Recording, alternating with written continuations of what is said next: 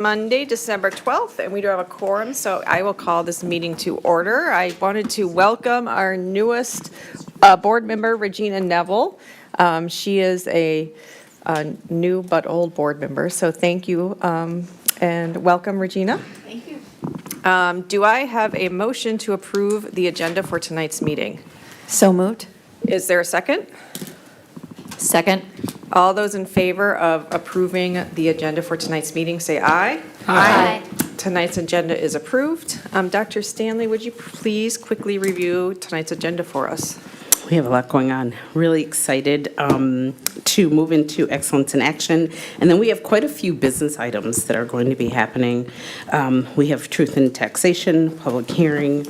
We'll have hearing from the public. We're going to have a discussion about election agreement. Some great work happening in legislative action, several items for teaching and learning, including the portrait of a well-rounded Edina graduate. We move into several more business items and some travel and policy. And so we're going to do all of that in an hour. That won't happen. That will not happen, but thank you.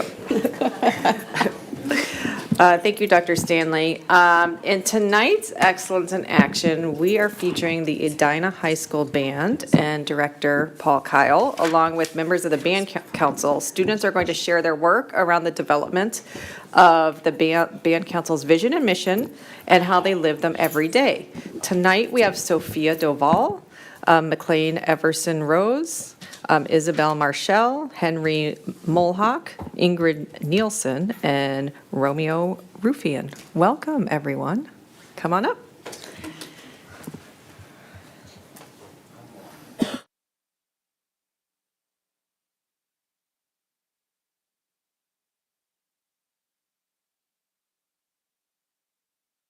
Sure. Awesome.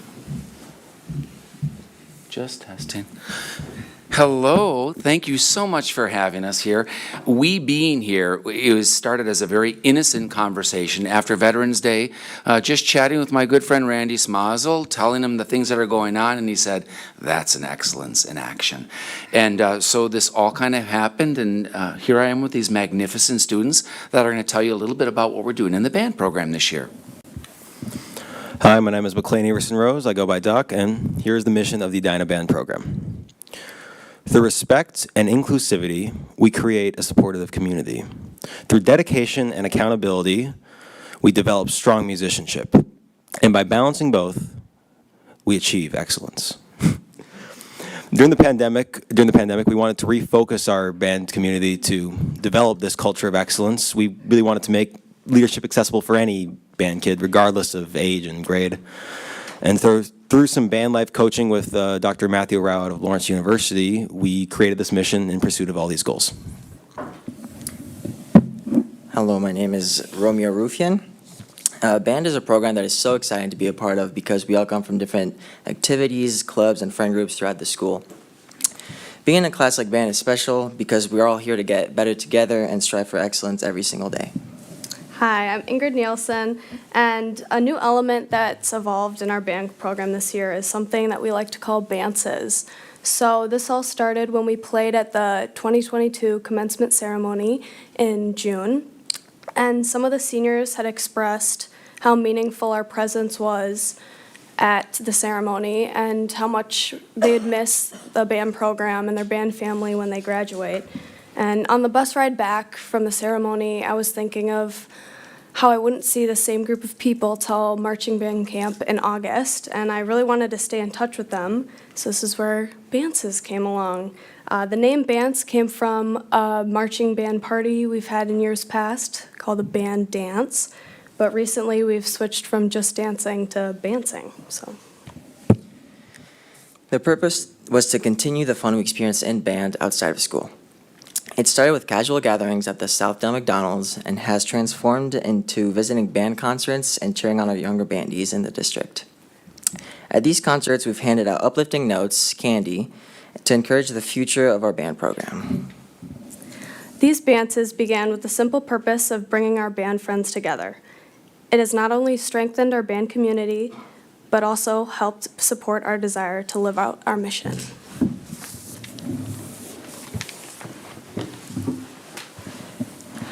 When I was a younger student in the band program, I longed for the support I saw in other communities, for example, in sports teams with their superfans. When I noticed students such as Ingrid, Romeo, and other members of the band's community bringing candy to concerts, I realized that we were on our way to having a much more supportive community.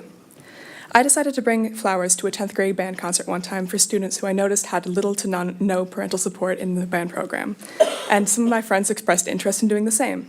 So over the next few months, we've decided to start a program called Band Together, which will bring candy, flowers, and notes of congratulations to younger students in a sports superfan type of way.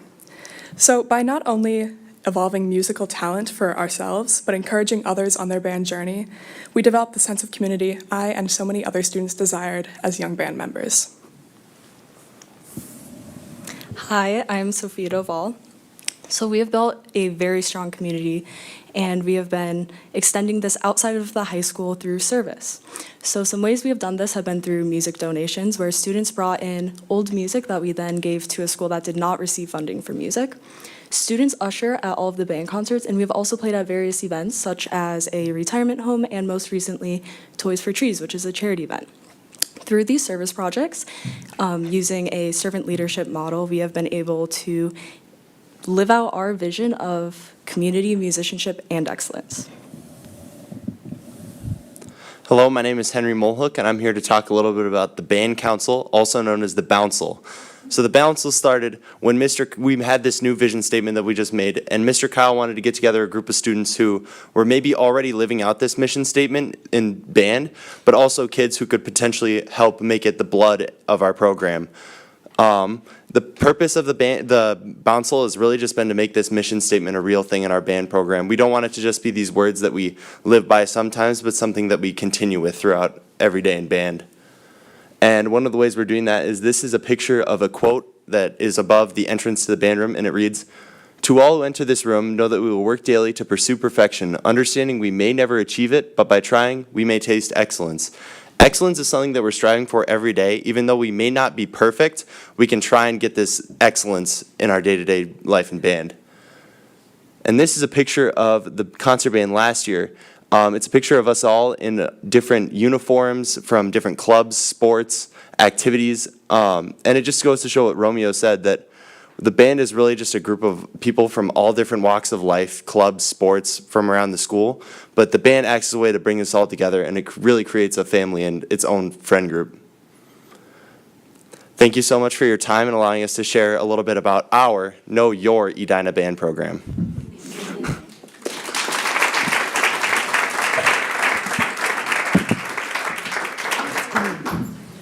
Thank you very much for coming.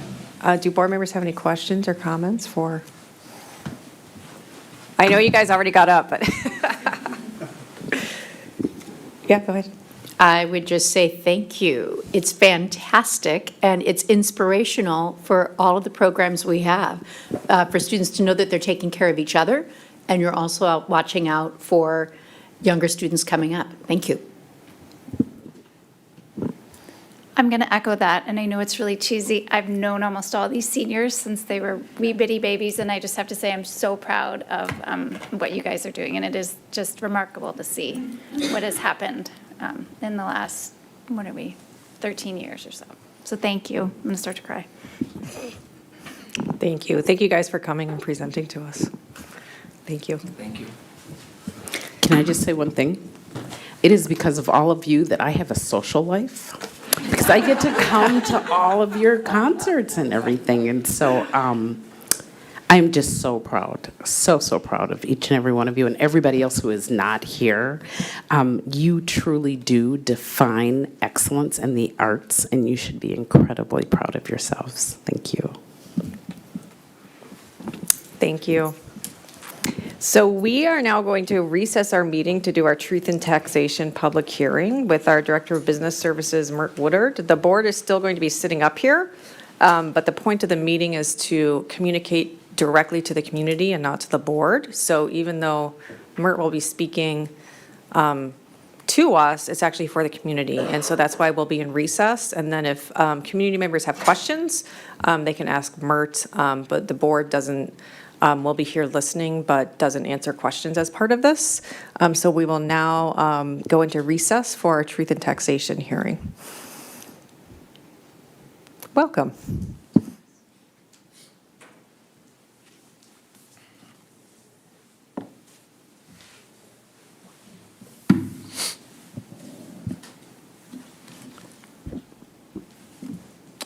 Good evening, members of the board and members of our audience tonight.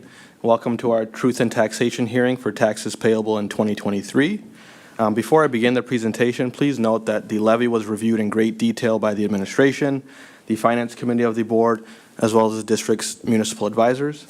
This presentation is in its entirety will be available on the Business Services website, as well as in your agenda materials for tonight.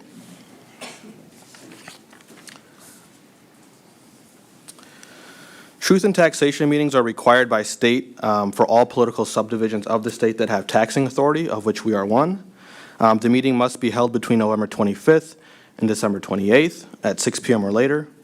It may be part of a regularly scheduled meeting, which is the case tonight, and we must allow for public comment. The presentation must consist of the current year budget, which is for fiscal year 2023, which was actually approved in June. And it must also include the proposed property tax levy for fiscal year 2023.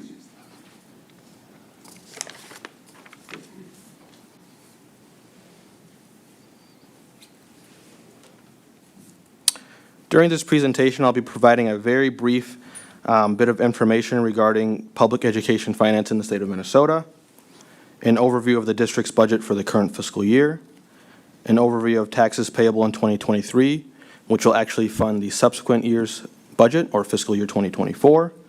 And after the presentation, we'll again welcome public comments.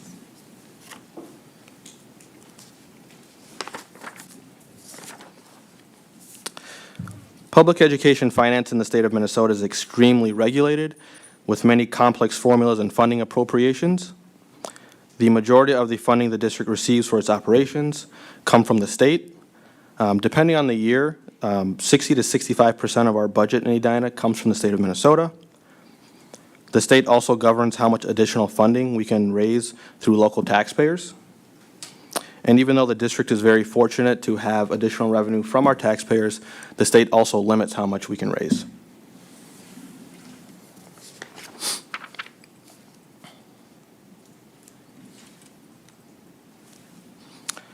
On the previous slide, I mentioned that about 60 to 65% of the district's funding comes from the state. Of that 60 to 65%, about $64 million comes via the basic education formula. This aid is the most reliable funding source for all districts across the state. Although the funding source is extremely reliable, we've only seen 2% increases since 2014 on average, increases that unfortunately do not keep pace with inflation. Over the past 20 years, had the per pupil amount kept pace with inflation, our per pupil funding amount would be $8,126 instead of the $6,863 we currently receive. For Edina Public Schools, that translates to about $11.8 million of additional funding we would have had, which would double our unassigned fund balance. Some of you may have seen this chart in the past, which I really love, but this is a graphical illustration of the gap between state funding and what funding would have been had it kept with inflation over the last 20 years. And you can see that each year the gap widens.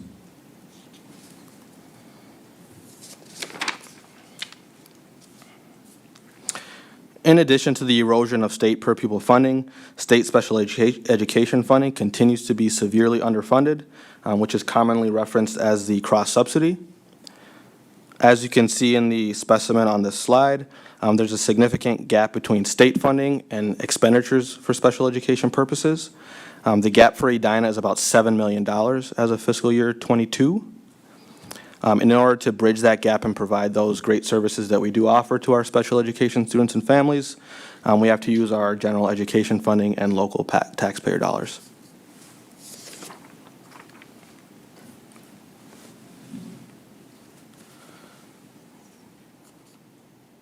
As you consume this information, it's important to keep in mind that changes to the levy do not necessarily mean additional funding for the school district, and that each levy category is unique in nature and may have restrictions upon which they can be used.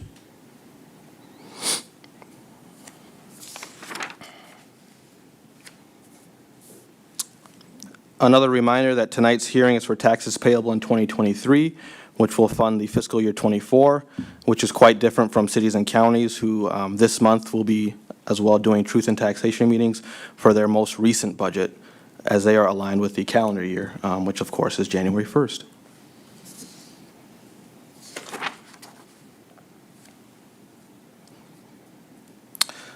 So now we're going to speak a little bit about the budget, which is the current fiscal year, of which we're about halfway through.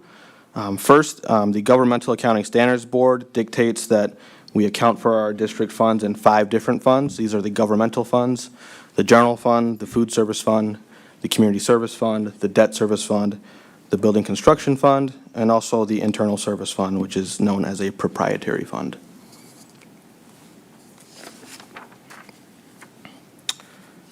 The fiscal year 2023 budget, which was approved by the school board at its June 2022 regular meeting, is just under $190 million. The current budget for general fund is about $134 million, which is by far the largest budget we have.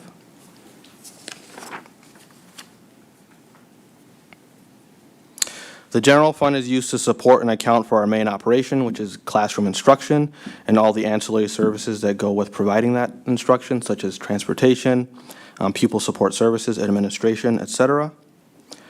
As I said earlier, about 60 to 65% of our general fund comes from the state, 30 to 35% from local taxpayers, and the rest through a combination of federal aids and local revenues.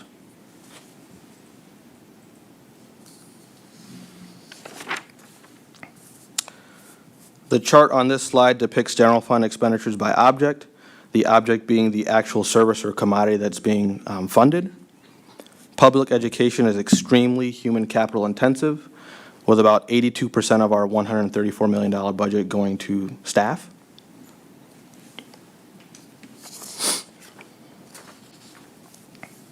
This chart is expenditures by program, which is the actual activity that's being funded. For example, regular education and special education account for about 67% of our budget. Administration and district support services accounts for about 4% of our budget. Pupil support services, buildings and grounds, things such as social workers, nurses, transportation, custodial maintenance account for the remaining 28%.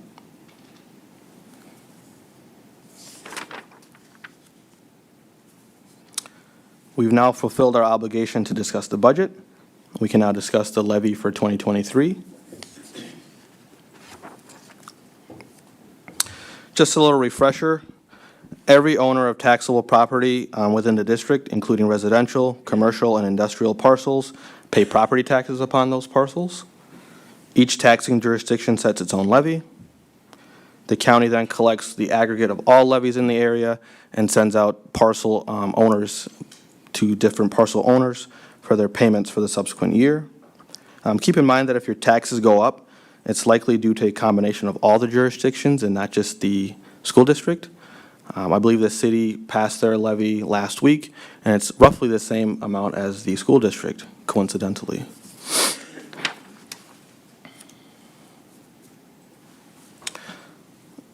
This slide shows a sample parcel that's mailed to every property owner within the district. You should have received that in the mail. If you didn't for some reason receive that, you can go to the county assessor's website and pull up any parcel in the state, actually. This notice should have the taxes that are attributed to the city, the county, and the school district, and also a comparison to the prior year.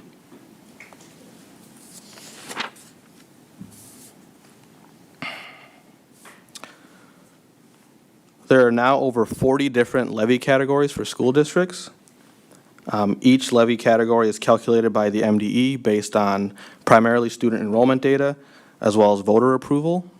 The levy report seems to grow with each year, and for 2023 we're now at 39 pages and 5,023 different calculations, each of which has been reviewed in great detail.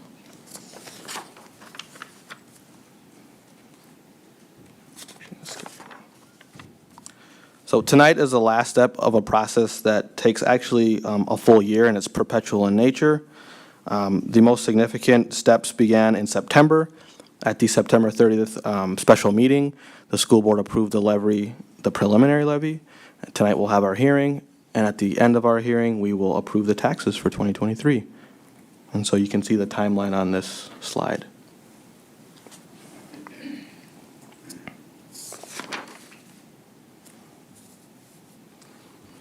Overall, the district's levy for taxes payable in 2023 will increase by about $6 million, or 9.68%. And now we'll describe some of the major causes for the increase on the following slides.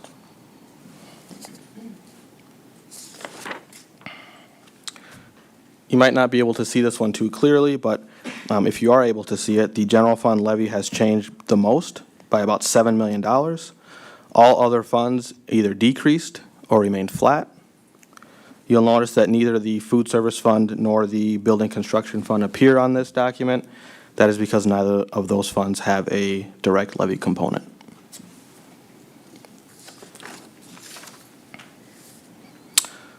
So there are four major categories that account for the change of about $6 million.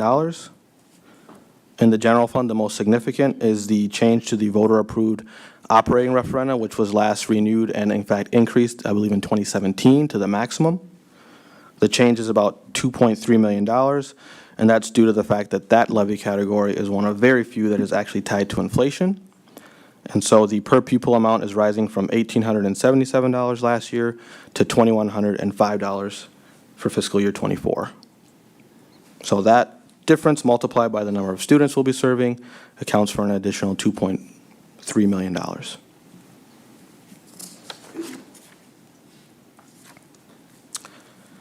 The general fund is also used to account for a portion of long-term facilities maintenance, the portion that is not paid for by general obligation debt. This category is increased due to deferred maintenance needs throughout the district and the timing of planned projects that are part of our 10-year plan, which was approved last in June, I believe. And this levy category is one that we can potentially under-levy to mitigate the impact on taxpayers, and we'll look to do that in future years. And the change there was about $1.3 million.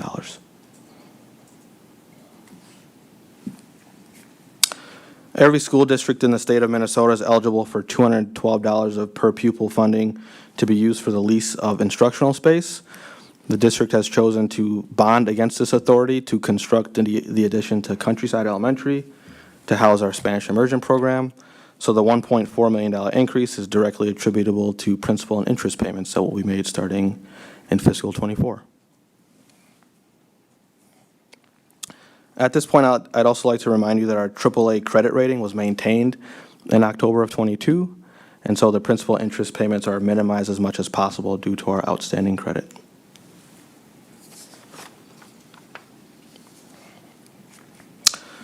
So the levy is based almost entirely on estimates, and as those estimates become reality, the levy in subsequent years is adjusted. And so for taxes payable in '23, the levy adjustments are favorable to the tune of about $1.3 million.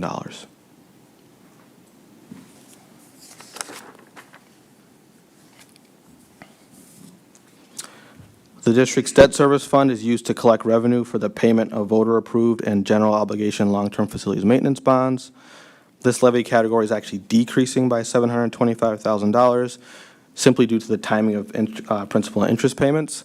As I said earlier, the district tries to maintain a flat levy as often as possible, and we structure our debt payments to meet that need. This levy category will continue to decrease for fiscal year '24 and '25. However, we will see a significant increase in pay 26, which is for fiscal year '27. Again, our AAA rating helps us to minimize this as much as possible.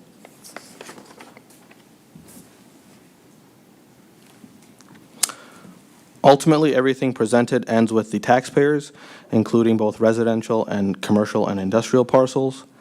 There are three basic factors that can influence your property tax bill. The first of which is a change to your individual property value. The second is a change to the value of all property within the district. And the third is a change to the amount we, the city, or the county levies. Also, please note that of the 40 levy categories we have, only one is actually increasing due to property tax values increasing, which is somewhat counterintuitive.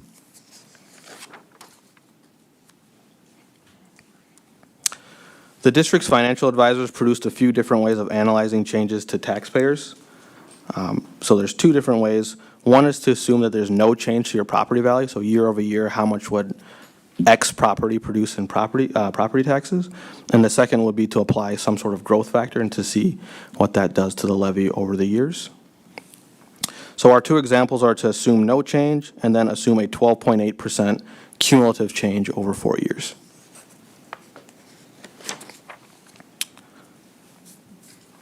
Assuming there was no change to values, virtually every classification of property within the district would have seen a decrease to their school taxes. This would also be the case for the city.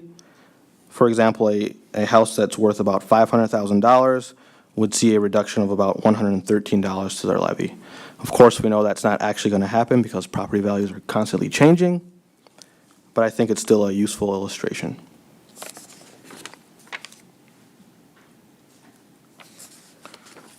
And this chart depicts the change if it was a 12.8% cumulative change over 4 years. As you can see, in this case, there would be an increase to your taxes. However, I'd argue that the tax increase is quite minimal, and the school board and the administration have done a good job over the years of maintaining a pretty level debt service and general fund levy. That's also a priority for us. So. There are various programs available through the county and state to provide relief and credits to taxpayers. So if you think you qualify for one of these, please contact the county assessor's office and they can determine whether or not you qualify and assist you in pursuing that relief.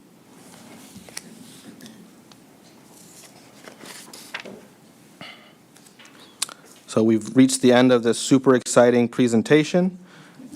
It's now time for public comments. Again, I'll remind you later at tonight's school board meeting, we will take action on the levy, which will begin to be collected in May to finance next school year.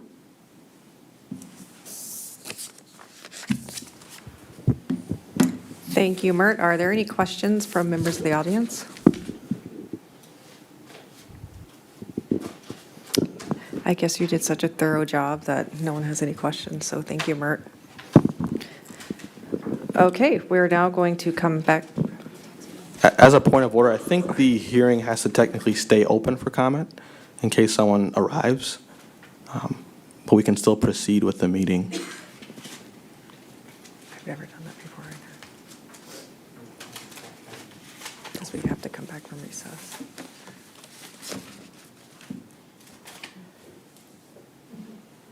Statute? I believe so. Can you do me a favor? Can you look that up? And then we can always reopen the meeting. Yeah, because we have to come back from recess. You can still come back from recess. Okay. The statute allows for Okay. a combined meeting. Okay. Thank you, Mert. We'll come back from recess. We're now going to move on to hearings from members of the public. Pursuant to Board Policy 206, we ask that you do not duplicate information that has been previously presented. If you have a complaint about individual employees, board members, or students in the district, please direct any of these comments to the appropriate site administrator, the superintendent, or submit them in writing to the board. The board typically does not respond to or have discussion on any issues presented, but questions raised during presentations will receive follow-up as directed by the board. And I would like to remind all speakers that your presentations are limited to 3 minutes, so please try to wrap up when 3 minutes are over. Our first speaker is Dorothy Kersner.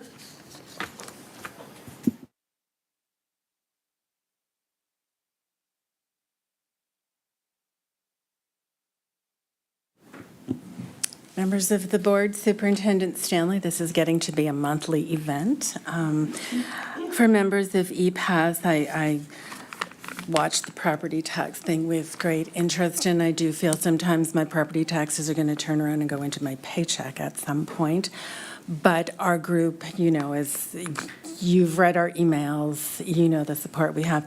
I just want to say one thing. I got an email from a former EPAS employee who has resigned, And she says, while I understand that everyone is replaceable, I wonder how much it will cost the district to replace more EPAS positions that require extensive training and strong working relationships for the success of students and staff. I worry that high turnover of EPAS employees will impact the level of professional and operational excellence that Edina Public Schools values. Good luck with the negotiations, and I hope the board considers the request for a fair market value in the upcoming contract. So that's all I have to say, members. We're not going away, sorry, but we're here. So anything that it can provide, and appreciate all of the work that you're doing in support of us, because we in turn are supporting our teachers, our staff, and our students. Thank you. Oops, thank you.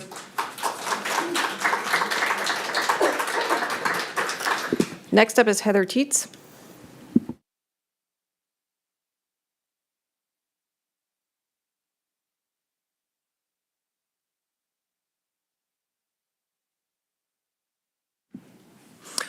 Hi, members of the board and Dr. Stanley. My name is Heather Teets. I'm an electrical engineering major and a mother of a freshman and a senior who are interested in STEM careers. And I'm here to ask questions. I have some questions today about the new physics class that I'm hoping you can help me, understand better when you're working with the presentation. So we know that the new earth science requirement pushed out the freshman physics class that was a required class for all freshmen. I'm looking at the new proposed physics class, that the new first level physics class is an AP level class, and I'm wondering how we went from physics first to first physics being an AP, right? When we were saying that physics was so important that everyone should do it, and everyone should do it in freshman year, and it's a basis, and now we're saying, well, the first class we're going to offer is an AP class, and we know another class that's being offered tonight is a calculus test that's not AP level. So if someone wasn't comfortable taking an AP class, they could then take calculus, but we're not offering that same opportunity to people who would want to take physics, right? If the first level class we're offering is an AP physics class. And as well as offering the class, I'm going to ask, when are we going to have a commitment to schedule it? Because right now we're saying that you can take it in 9th through 12th. You have to have geometry, you have to have had geometry, and what did they say? Earth science. Okay. So for the kids who, back in the last public information I saw, 17 to 20% of our kids are in double accelerated math, 40-some percentage are in single accelerated math. So around 65% of our kids would have the math requirement completed by the time they were freshmen, could take it in freshman year. And the kids in compacted science who took their earth science requirement could take it freshman year. That would be a natural slot for it, because that instead of earth science. But again, you can only do it if you've in those maths or you've taken compacted science. And are we really asking our 9th graders to take an AP science class? Okay.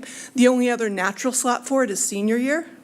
And I would put forward, and I said this last time I was in front of the board, that as an engineering major and somebody who's been around a lot of other engineering majors, calculus and physics are 2 fundamentals for engineering. And we don't want to wait till senior year to have someone take physics and see if they like it or if they're not going to like it and prepare them. We also don't want to wait to take this first physics class senior year when another important potential class for an potential engineering major would be the AP Physics C or calculus space class, which would be, again, a 2nd level class. So if those are questions I have about this presentation tonight, if you could put them forward, but we have to commit to scheduling it, right? Because if you already have a science in every other year, then is the administration going to commit to scheduling it if we don't have a pathway? Thank you. Thank you. Thank you.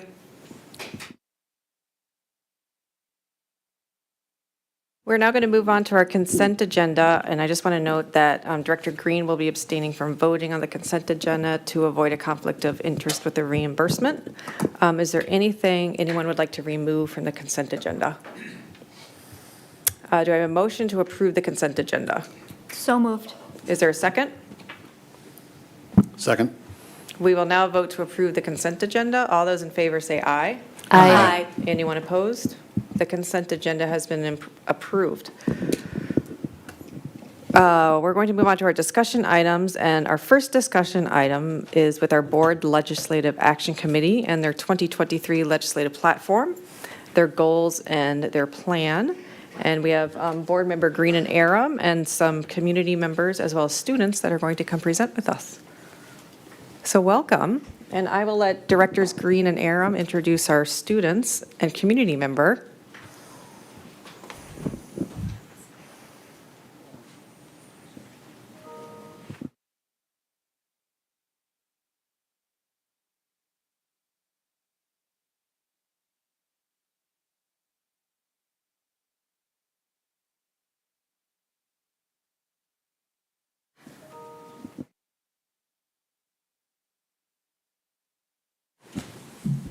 Thank you, Chair Allenberg and members of the board. We are thrilled to be here as the Legislative Action Committee. Just a quick introduction, I'm Julie Green, and I'm Chair of the LAC, along with Board Member Dan Aram. We also have a community member and a student who couldn't make it here tonight. So Sabi Mirza, 12th grader, he's in Iowa debating right now, I believe, or on his way back. And then Kate Quayle is another community member on the LAC who's not able to be here. But who is here is 11th grader Sophia Doval, 11th grader Raja Chinakotla. Close, okay, good. And then Catherine Gump, who is a community member who actually was on the LAC years before and has returned. So we're thrilled. So tonight, just really quickly, as we present this, Director Aram and the students will present the collective work of the 2023 legislative platform that we're recommending. This platform was developed in full partnership with leadership from our administration, Dr. Stacy Stanley, and also with Director Remzine, Director of Special Ed and Student Services. We also really worked hard to align these priorities with a lot of our district partners, AMSD, MSBA, MACE, National PTA we've aligned with, AAP, and we also looked at other school districts and their LAC, so we really try to have a really collective approach in developing them. After we're done presenting the platform, we'll have some discussion, any questions that you have for any of us, and then Catherine Gump will close with what's next for the LAC. Just a few quick things to note before I pass it along. You'll see that this platform is very similar to the 2022 platform. You'll see some additional focus on things such as mental health for educators is something that we added in. You'll hear a little bit more about that. Another thing is 2023 is a budget year at the Capitol. Follow along with AMSD updates on how that budget is aligning, but there's a lot of activity already started before the session has even started. And then in addition, Edina, with the redistricting, we now have 4 representatives down at the Capitol. We have 2 representatives at the House of Representatives, Representative Edelson and Representative Yukaman, who also happens to be the Education and Finance Chair, so that is fantastic. And then we also have Senator Ron Latz and Senator-elect Elise Mann, who's also representing us. So that has expanded our group a little bit. And the last thing before I will pass along is the priorities that we have here are aligned also with what's going on at the Capitol. If we look at priorities in the district, our list would be 50 things, but we really tried to be focused on what we could actually make movement on this session, or what we thought. And so we really, we talked with our representatives too on what they thought would be effective use of our priorities. So if you see something that's not on here, it's not that it's not important, just we're hoping to stay focused. And I will pass it along to Dan. Okay, here you guys go. So our first point is stabilizing education funding through linking the basic formula and local optional revenue to inflation to provide a stable and consistent funding stream that allows school boards and administrators to engage in long-range and innovative planning, as well as allowing locally elected school boards to renew an existing operating referendum at the same level and increase English learner funding to reduce the shortfalls in these important programs.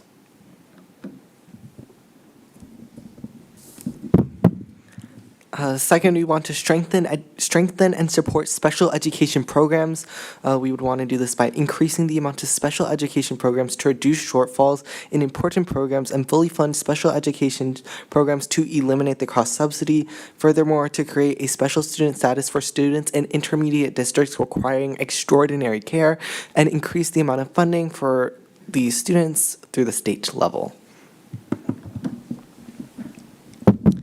Third, ensure safe, modern school facilities and increase mental health support for students and staff. We hope to increase the Safe Schools Levy and state aid to allow school districts and intermediate school districts to hire additional support staff or develop programming resources to address the mental health needs of students, and remove the per pupil limit and expand allowable uses of long-term facilities revenue to allow school districts and intermediate school districts to enhance safety through security modifications, remodeling, and additions to existing buildings. And increase funding for statewide mental health services and supports available and accessible to both students and staff.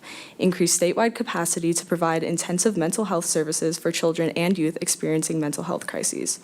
And lastly, ensure school districts are allowed to receive MA reimbursement in alignment with other billable third-party related services without having to complete children's therapeutic services and supports requirements.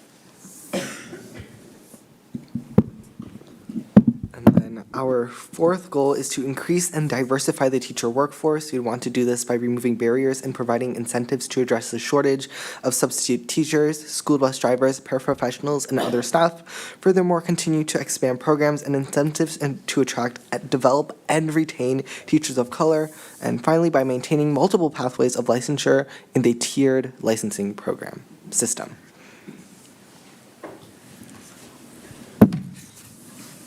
Thank you very much for both of you for presenting. We'll open it up to questions from the board right now for any of the students or the Legislative Action Committee. Board members, questions? Thank you very much for the presentation. I'm curious as to, given that the community is listening to this and maybe isn't fully aware of all the things that the LAC does, what is the one thing that you would recommend that the community gets involved with, or how can it show its support for the priorities you just enumerated? Okay, so some things that the community can get involved with is that on March 8th, 2023, that there is a full day on the Capitol called the Capitol Rally Day for supporting public education. And then furthermore, in January, there's going to be a Legislative Action Committee breakfast on January 11th at 7:30 to 8:38 a.m. The community room 358, to meet with representatives and students and community members to support these ideas from the Legislative Action Committee. Dr. Gabriel? Thank you for this presentation. This was really informative, I think, for not only those of us on the board, but those of us who are watching. I had two questions. You reference on the previous slide, I think it was under the third priority, the second bullet there where it says receive MA reimbursements. Can you explain what MA reimbursements are? Medical assistance. Thank you. Essentially, the services provided, I'm not 100% an expert at this, but the services provided from a support and clinical perspective are reimbursed under Medicaid under certain things. School districts are not allowed to seek reimbursement for that currently by statute, law, whatever it may be. And somebody can correct me if I'm wrong. I'm getting nods from the audience, so I think that's good. Do you want to add anything? You can say ditto. So there's some additional set of requirements that are required for mental health billing, in addition to what the basic requirements are for medical assistance billing for other things like speech therapy, physical therapy, other things that happen during the school day. And so our request is that we reduce those or remove those additional barriers, making it possible for school districts to be able to do it. Right now, districts are able to, but I believe there's only 2 districts in all of Minnesota that have the ability to bill in that way, just because it is so labor intensive that it's not cost effective for districts to do that. Thank you for that. And then my second question, I know when we've heard if you're paying attention, we've heard a lot about the special ed cross-subsidy. I know there's also been reference about the English learner cross-subsidy. I see that. Is that listed under one? Is that where that falls? That's correct. Okay, perfect. Thanks for that clarification. Thank you again for the work on this. Regina? Well, I want to echo everyone's comments, thanking you for your work. This is a lot of work, and particularly the time spent to align with so many other organizations. I think it's a fantastic thing that we have this presentation on this same board meeting as our Truth in Taxation board meeting, because it's a wonderful link for how, as a community, we can support education. What Mr. Woodard was able to present is there are items that are outside of a local district's control with funding and the lack of the inflationary increase. And then some of the goals that you have outlined all help to address how we can create a more robust general fund to be able to meet the needs of all of our learners in every capacity possible. So I'm really grateful for everything that you're doing. I have the legislative day at the Capitol on my calendar and the legislative breakfast. And just a shout out as well to our representatives at the state level, because I know that they all do support education and that there are a lot of needs that the Capitol addresses in addition to education. But we have some tremendous advocates there, and I know with the partnerships, there's a lot we can do. So thank you. Oh, yep. And one other thing I really wanted to applaud is that as Edina's representative for Intermediate School District 287, and going to their board meetings and talking about what the needs at the intermediate level, that it's permeated through our priorities as well. It's critically important that we work on those things because they're intertwined between both what happens for our Edina students in our own district, but also our Edina students that are in Intermediate 287. So on behalf of 287, I'm very pleased that we're doing that. And I know that the other West Metro school districts that are a part of 287 are also eagerly involved in their LAC activities to try to be able to do that. So I just wanted to applaud that permeates through the priorities there. I know that's been the past, but it's wonderful to see for 2023. Thank you. Thank you. Real quickly, since we have the opportunity with the couple students to talk about, we thought it might be worthwhile to kind of get some first-person experience when it comes to some of the priorities. Obviously, there's some natural pieces of it that fit with this and not as many technical detail pieces of it, but around mental health and as well as school safety pieces of it, we thought we'd give them an opportunity to kind of, comment on how they see that practically impacting their daily lives in school. And so I'd welcome you two to kind of speak at.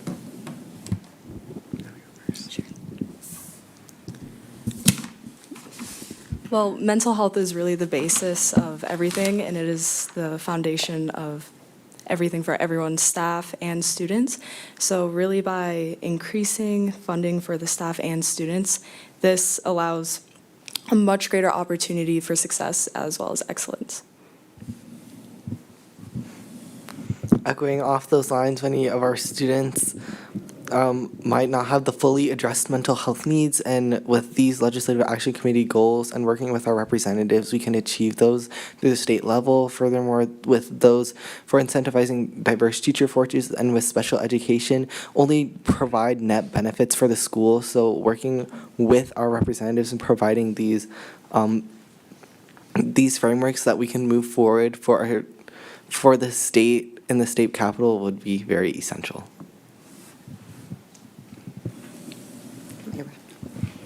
And I'm doing the wrap-up of what our next steps are. So I'm echoing what Raja said earlier. We have two significant next steps.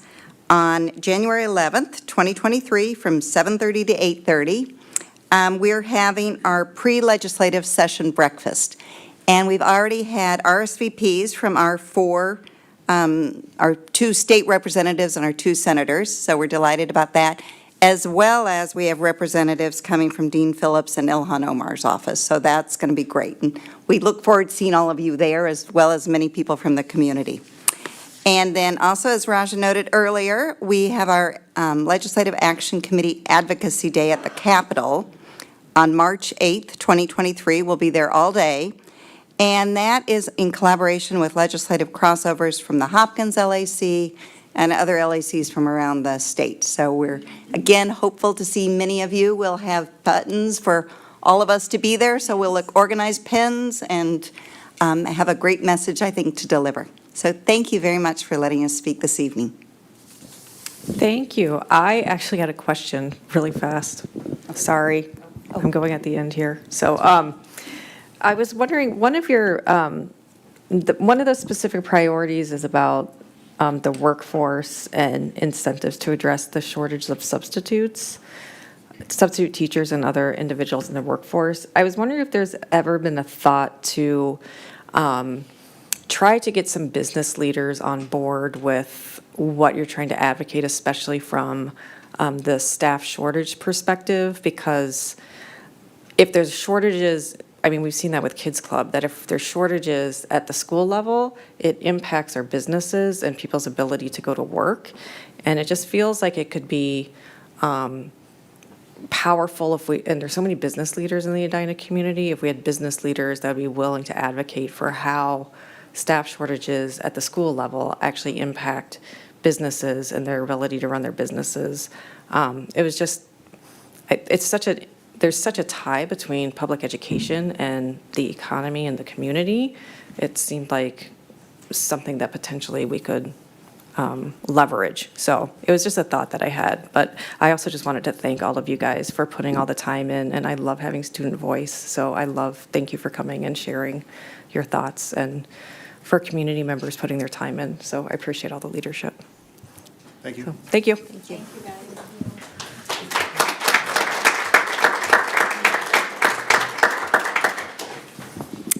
Next, what? Oh, sorry. Next up, we have Portrait of a Well-Rounded Edina Graduate with Director of Teaching and Learning, Jody D. St. Hubert.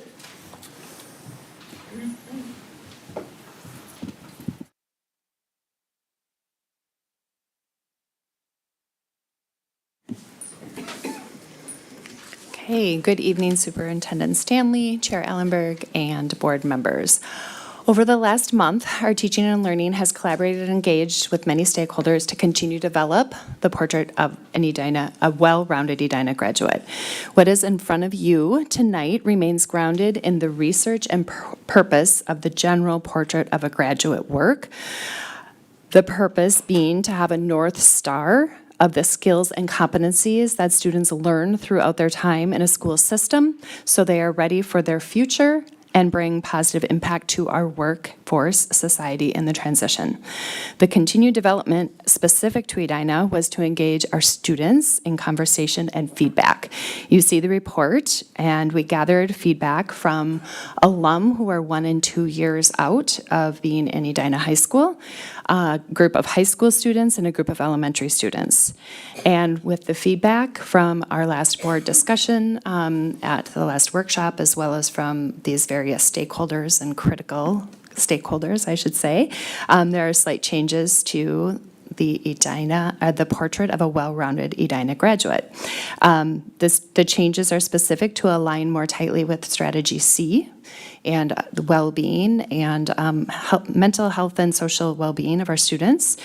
We did add time management as a new competency within the overall document, and then we did some visual updates. So the 2 visual updates were kind of some color schemes in order to make sure that we're emphasizing right components, as well as adding the circle that connects all the competencies, because not only did we add the well-rounded in the title and different components of Strategy C in the main bullets, but we thought that addition from our marketing team was great in recognizing that all of those competencies come together from a visual as well.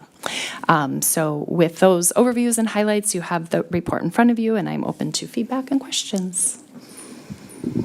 Board members? Julie? Thank you for this. This was great. I thought the extra feedback that was in here that you collected from students and recent alumni was fantastic.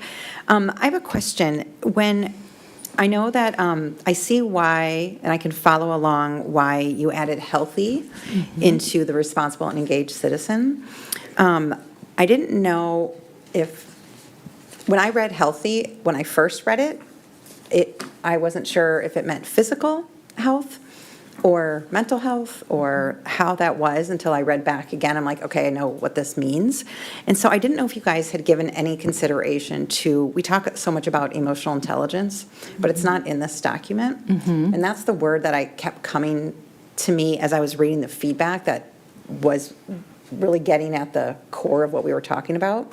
So I don't know what other board members think about that. I don't even know if I'm not saying we should change this, but the word healthy just threw me off a little bit. I had to really think about what you meant by that, so I wouldn't want any misinterpretation. So I wanted to just ask that question if you guys have talked about that at all. Well, there were components, I do think, of emotional intelligence that came up in the feedback, right? And so I know we added directly from Strategy C, the words, the last bullet was completely new to the document that's under Responsible, Healthy, and Engaged Citizen as well. So it applies the social emotional skills of self-awareness and self-management to ensure individual wellness. But I wonder if we could wrap another word in there that connects with that social and emotion, or the emotional intelligence. You could. I don't know what other board members think about that. It's funny because I had comment on the exact same portion, but a different perspective. Oh, interesting. Okay. So because I know that I had commented in one of the work sessions about having like the wellness piece and like mental health. And so when I looked at it, I was thinking mental health. And so when I was looking at through the lens of mental health, the last bullet to me, I was a little concerned about how the last bullet read if you're looking at through the lens of a mental health perspective, because to me it read that we're laying the entire control of individual wellness on students and their ability to gain skills of self-awareness, where so many things from a mental health perspective are out of individuals' control. And so I think it's interesting you brought that up, because it's almost like, what aspect of health are you talking about? And so my feedback was like, do we need to soften the bullet as opposed to add to the bullet and say something more along the lines of seek a healthy, well-balanced life where individual wellness and mental health are prioritized? Because that's when my personal feedback was, I want to make sure that we're graduating individuals that are healthy from a mental health perspective. And some of that is in students' control. A lot of it is not. So that was my feedback, which is different. You know what I mean? Yeah, no, but I think that's interesting. Well, I think it's the word healthy that is throwing off the interpretation. Like, is it in what that means? But I understand what you're saying there. Like, because you're saying like you need to achieve this. Right. You need to be able to apply. It's like something you can achieve. Right. But you can't necessarily you can achieve some skills. Right. Can I interject? Yeah, for sure. So I think we also have to go back and look at the document, like, what is the document actually saying? It is saying that a portrait of the our Edina graduate will apply the social emotional skills that they have learned in Edina, right, of self-awareness and self-management to ensure individual wellness. Like, I take it as our commitment to offer those skills, right? So not that we're laying the responsibility on any one person, because that's not what this document is. This document is saying, what does Edina offer? Edina offers these skills, right? Edina offers the opportunity to learn these skills. So that's where, because I struggled a little bit with it too, but then I took a step back and was like, this is really saying what we're offering students, right? Like it's a little bit of a nuanced look at it, but I'm just putting it out there because I kind of had the same. Well, I would just comment that I agree with Janie that that's exactly how I looked at it. Given how the whole document is written, it's not just this one section, it's how the whole document is written. That bullet point specifically addresses the ability to apply the assumptive learnings that we're giving to them as part of their program at Edina to achieve that. It's not necessarily that they're going to be healthy in their own wellness all over it, but having the self-awareness and the skill sets necessary for them to be able to work in that area is what we're seeking to provide. So then maybe I would suggest that it's changed to ability to apply the social and emotional skills of self-awareness and self-management and leave it there, because I think what catches me Ability. off is ensuring individual wellness. Because I think that is, What if it was more something like leading to individual wellness, not ensuring? I actually think the individual wellness, just that phrase is important to it, but I could be swayed as to what comes before it. Because the individual wellness is the outcome. This is, these words are from the strategic plan. Yeah. There's a little bit, I wouldn't say tweaking, but we weren't able to take all of that statement just because of how many words were in it. I do like the suggestions, though, of changing a couple of those Yeah. words to more align with the goal of the document, that we are providing opportunities to practice and apply all of the competencies within the document. so I don't necessarily want to wordsmith it any Right, further. I right. don't think But it's that will good come up feedback with that the was, sentence. and that was an area that had a couple of you Yeah. pause, so that's definitely good feedback. Yeah, and I think the document is outstanding. Yeah, It I is agree. outstanding. The feedback that we were hitting these was just fantastic to read and reassuring that we are headed in the right direction with our strategic plan. So it was it's fantastic. Yes. You asked for feedback, so we're going to ask Yes, nope, questions. and like I said, having a couple of you give feedback in the same area definitely is good. That was There's a my only pattern. feedback area, Yep. but Yeah. board members might have other.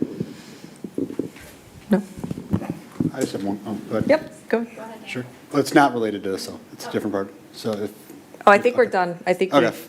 we've. you know, I wanted to say done this thank you. I'd seen this in teaching and learning, so I think it's great. But I think that one of the things that I really, when I walked away from teaching and learning and started listening or rereading it about kind of the recent alumni grads and what they're looking for from Edina as an educational tool is going to be up to us as a board to kind of help deliver on, because I think we're structured we're not necessarily structured to deliver on some of the things about real-world experiences, internships, and that type of thing. And I know Dr. Stanley has a very key goal to kind of help with some real practical experience with that. But I think that we're going to have to do some work as far as making sure people's schedules are able to accommodate these types of things, and then also to kind of, throughout the high school experience, maybe get kids started earlier, understanding a little bit about their opportunities that they may have that aren't necessarily college only. You know, I mean, like we heard from members of the community about courses and pathways and all those things like that. Those all lead to a very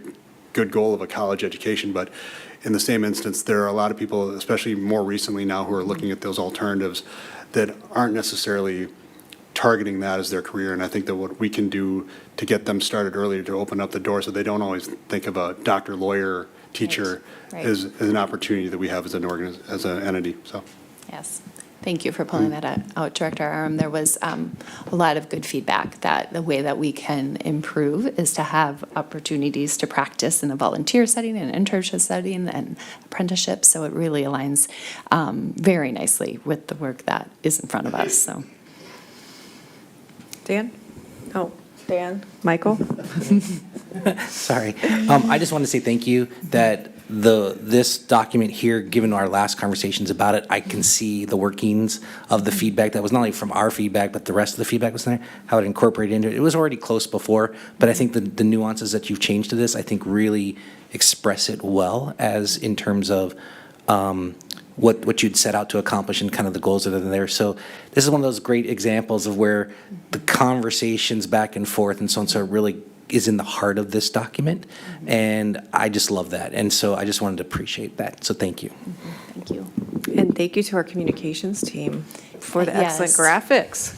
Yes, the communications and marketing team has been a great partner in this, and the graphics are fantastic, and just the brainstorming around how do we improve it. So Any other feedback? Yeah, go ahead, Jeannie. I had one piece, and I brought this up in teaching and learning, and Jody and I have been on this journey for a long time together, so it's very exciting. The one piece that I keep going back to is under globally competent individual, we have communicates effectively in at least 2 world languages, one of which is English, and we do not actually have that as a graduation requirement. So I've kind of struggled with, is there some sort of qualifying word that needs to be in there for that to feel like it's, I don't know, there's a misconnection, and it may just be me, the rest of you guys can chime in on it, but it's one where every time I go back through it, it just is a little nagging question for me, so I'm putting it out Yes. there. One thing in further conversation after TNL Board Committee meeting with our TNL core team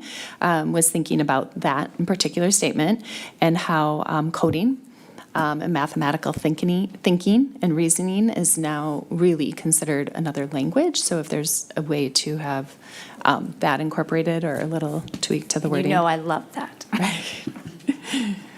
Yes. I wish I would have had that on my mind at Teaching and Learning Committee, but the further conversation brought that about as a great possibility there.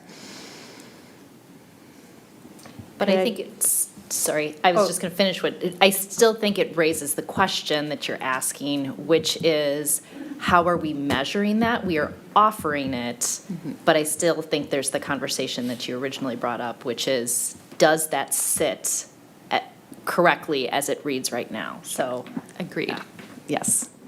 And I would just expand on the same topic because I agree with everything that you're sharing, but when just that global competency from the strategic plan of an appreciation of, ideally, perhaps a communication in 2 different languages, but I don't know what the right verb is, but I believe the intent is about language for communication, of which coding, mathematics, music, arguably, yes, those are additional languages, and they're valid, but I think there's another intent of global culture. And I would encourage the conversation to respect that intent. Yes. I don't know the correct place to land, and I Yes. think alignment with what's actually offered and required is also part of that solution. Yeah, excellent feedback. The other wonderful thing is it's a living document. So Yes. I mean, I know you don't want to go through this process every year, but Yes, but it's always good to know it's a living document. We have to have that within our system, right? Good. Okay, thanks, Jeannie. any other feedback? Great, thank you. Okay, thank you. And you are still up here. Am I for my next Wait. one? Yes, By the way. secondary new course Okay, proposals. I'm just going to grab my paperwork. Absolutely. And we also have Edina High School Principal Andy Beaton, Mark Carlson, Curriculum Coordinator, welcome.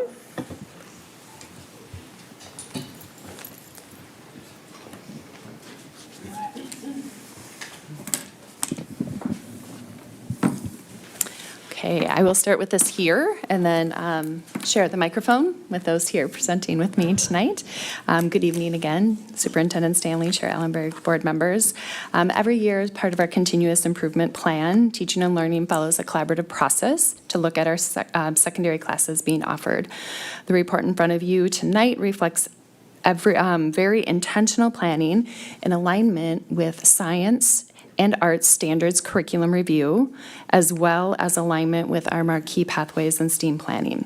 So knowing you've had the opportunity to read the report and understanding that there are many sections and components to it, we're going to simply highlight 4 classes and then turn it over for discussion and questions. The 4 classes that we're going to highlight are the African American History class, which is first there on the list, a college readiness class, which is the last one on the new course proposals, and then we're going to also highlight the calculus and AP physics classes. So I'm going to turn it over to Principal Beaton to highlight those first 2 that I mentioned, the African American History and the college readiness, and then Mark Carlson will highlight the other 2. Thank you, Dr. Stanley, Chair Allenberg, members of the board. Thanks for the invitation to be here. We're excited that we are able to offer an advanced placement African American Studies class, and hopefully with your approval. It's been something I think the College Board has been in the making for a long period of time. We've actually had discussions before the College Board came out with this class about a homegrown course in this area. And so we're really excited. We have 3 teachers that are very excited about the prospect of doing this and having this opportunity for students. We applied as one of the pilot schools.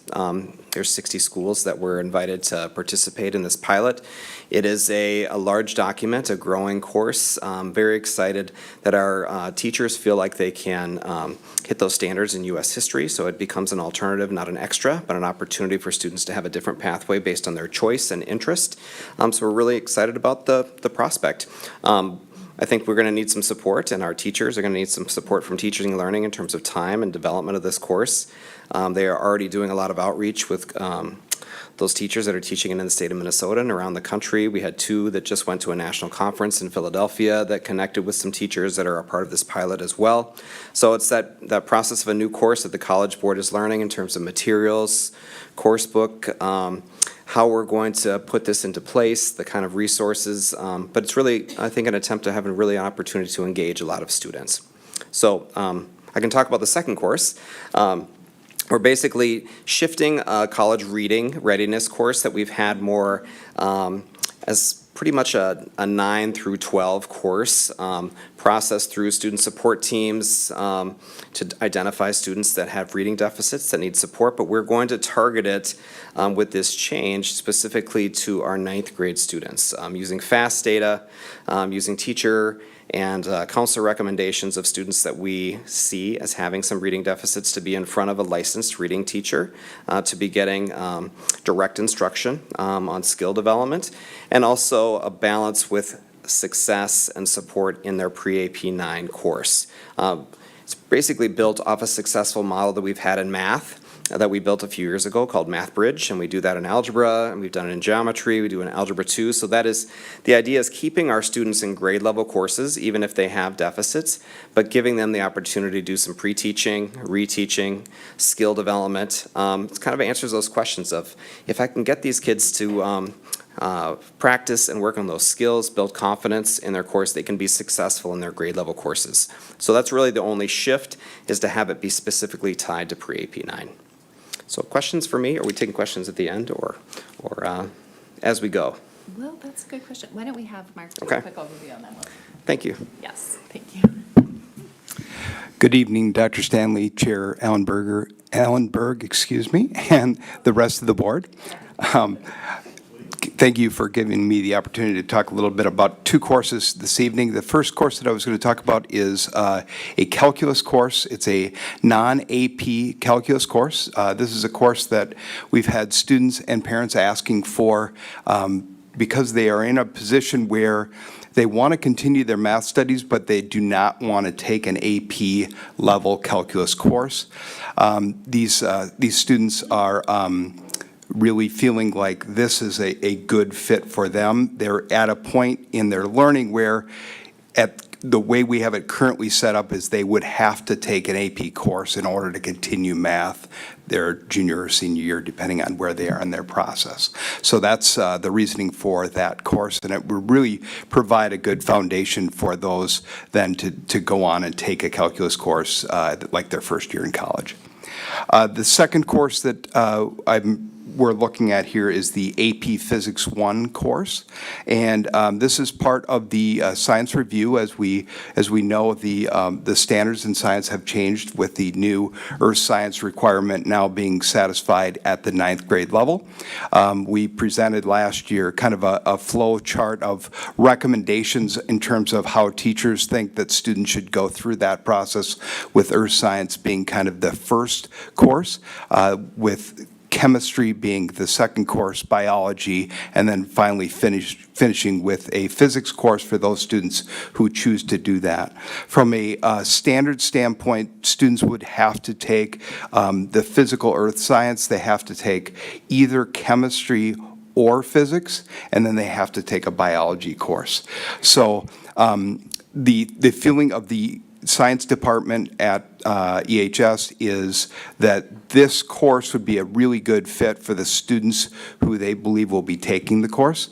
That really, it can be taken anytime after Earth Science. However, from general experience from the science department, it will probably fall in either the 11th or 12th grade year, depending on where the student is. If they're taking the compacted science and taking Earth Science as a ninth grade, or excuse me, as an 8th grader, they could then take this AP Physics course as an 11th grader and could take the AP Physics C course as a senior. So that would still be an option available to students in that scenario. We do have also many options available to students in terms of elective offerings for science, so they are not locked into taking an AP course, but it is, from a physics standpoint, it is set up as being the physics course that we would be offering. I think that the last, thank you.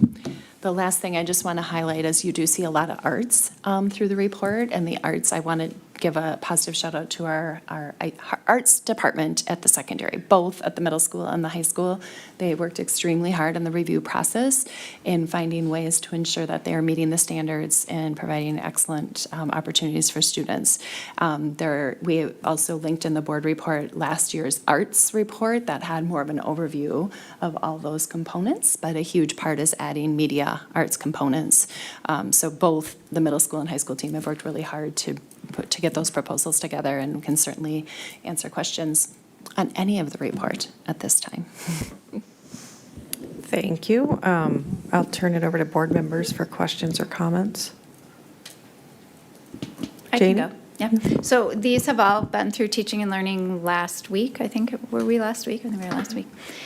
Just in case board members have questions. I have questions. I'm going to talk about two different classes. So the first one, I think I'll start with the 9th grade English. We brought this up in teaching and learning. So students who would go into this class would be not self-selecting, correct? So the question then, I know I had this question, is what about students who don't meet that threshold but would like to self-select into something more supportive, right? Or, and not meaning that class, but if we have a large percentage of students that need a bridge in 9th grade, does that mean we actually need to look at our 9th grade LA classes, right? Like if we feel like we need to pull enough students out to create a bridge class, should we be looking at our 9th grade English class in general to support all learners? So not just learners who can't self-select into more support. So that is a concern I have with this class. It feels a little bit like a Band-Aid to me right now. So I'm glad you're asking the question, because I do want to share with the entire board, we are in our secondary CLP, Yes. Comprehensive Literacy Plan process, and we are organizing exactly around many components, but that is one of them, in terms of doing a review and an understanding of what is our current reality for the support structures in place at both the middle school and high school for students who are not yet at grade level in their literacy skills. And so that important question will be a very big part of the secondary CLP when it comes forward to the board in the spring for both discussion, cycles of discussion and action. So it's a great question, and important that we keep that in mind within the whole entire structure and plan. Yep, so that was more of just my concern when I saw that class. So that was one. Yep, go ahead. I know you have another class you want to talk about, that's but fine. I was wondering, since we're on Let's do it. Yeah. College Reading 9, I had some questions too. I think as we roll this out, I think one of the things that I would love to keep in mind is possibly a smaller class size for that course in particular. And I'd be interested, I brought this up in teaching and learning, but I'd be interested in understanding a little bit, looking at the students that are qualifying for this, and down the road possibly offering it as a self-selecting option. Sometimes if you're in 9th grade and you're possibly qualified into this classes, there might be I'm wondering if we can embed some of those AVID strategies that we've started to embed into our middle schools because some of those strategies, if you're struggling with reading and it might be undiagnosed dyslexia, it might be some ADHD going on, some of those strategies for organization and executive functioning, I think could be really helpful to take away some of those barriers so that the reading can be focused on. So those are just some of the things that we're rumbling around, and it's exciting that we're starting here, knowing that we're working towards that secondary CLP. And just kind of, it'll be interesting to hear that come back, like what did we learn this first year? Where do we want to take this from there? So just some thoughts that we're rumbling around. So thank you for this work. While we're on this topic of this class, my only question was, I'm excited about this class, and I think there's a need for it. Is it specifically targeting, it says reading, so I'm assuming it's specifically targeted for reading. Is it going to work on other language arts skills, or is it only targeting those that have reading barriers? Is it like a language arts bridge class, or is it reading? Well, I think the shift that we've done is we had an existing course that was a reading skills course, but we are actually targeting this particular course tied to ninth grade and pre-AP 9. So yes, there'll be the combination of skill development and then support for students in their existing course, which includes both many literacy skills, both reading and writing. But we do want to have a licensed reading teacher with that course. And some of the other questions you were asking about smaller class size, I think probably every teacher heard you and would say absolutely. And so I'm a fan as well. And I agree that any course that's an intervention course, we tried to make smaller. We obviously hope for more specialized funding revenue sources for intervention courses. We use some A&I funding to be able to, and comp dollars to support our Math Bridge courses to allow them to be 20 or under. So we're hoping for something similar that will happen for this course. We'll have to see the number of sections that we can offer based on that model, but just in that ratio. The smaller some classes are, the bigger other classes have to be. So obviously, we think we need some additional support potentially with these students. So. Can I say, I think the use of FastBridge at ninth grade this year just really opened our eyes to where we're at with reading for students.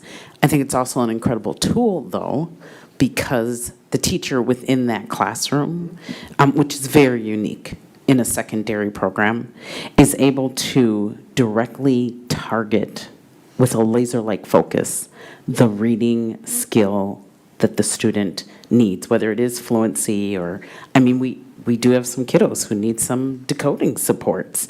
And so this isn't just that class to kind of give a child a little, boost and lift up.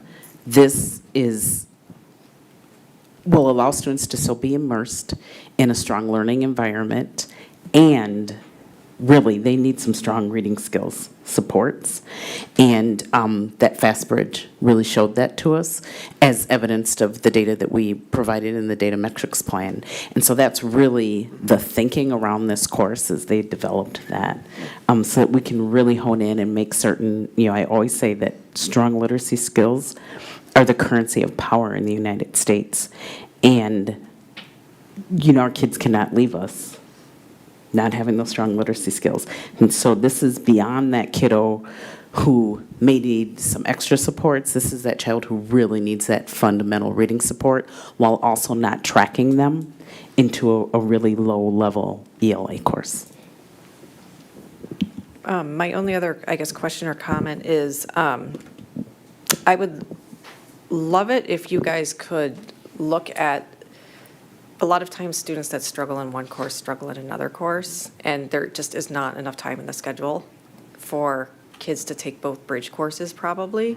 And so I'd be interested if you guys could take a look at students that need to be in both classes, and is there any creative way to have like a combined class on a flex, like a block?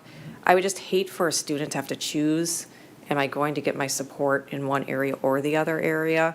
So what are we going to do with students that need support in both areas, and how do we fit that in their schedule? So that's my only other comment, but I'm really excited to see this class. Someone else has their... Jamie had a second part, unless it's on this. Somebody has something else. I do, I have one. Yes, sorry. I just have a question. So The students that are being selected to go in, I know that in both our middle schools, reading and language arts, reading goes away after 6th grade. I mean, not all reading, but there's not are these students also getting specific reading support in 7th and 8th grade also? Yes, okay. I would say definitely in response currently to the FastBridge data that we're getting, there are really targeted interventions that are happening right now in Excellent. 7th and 8th grade, as well as 6th, but Okay, yes. great. Just for perspective, that helps me. Thank you.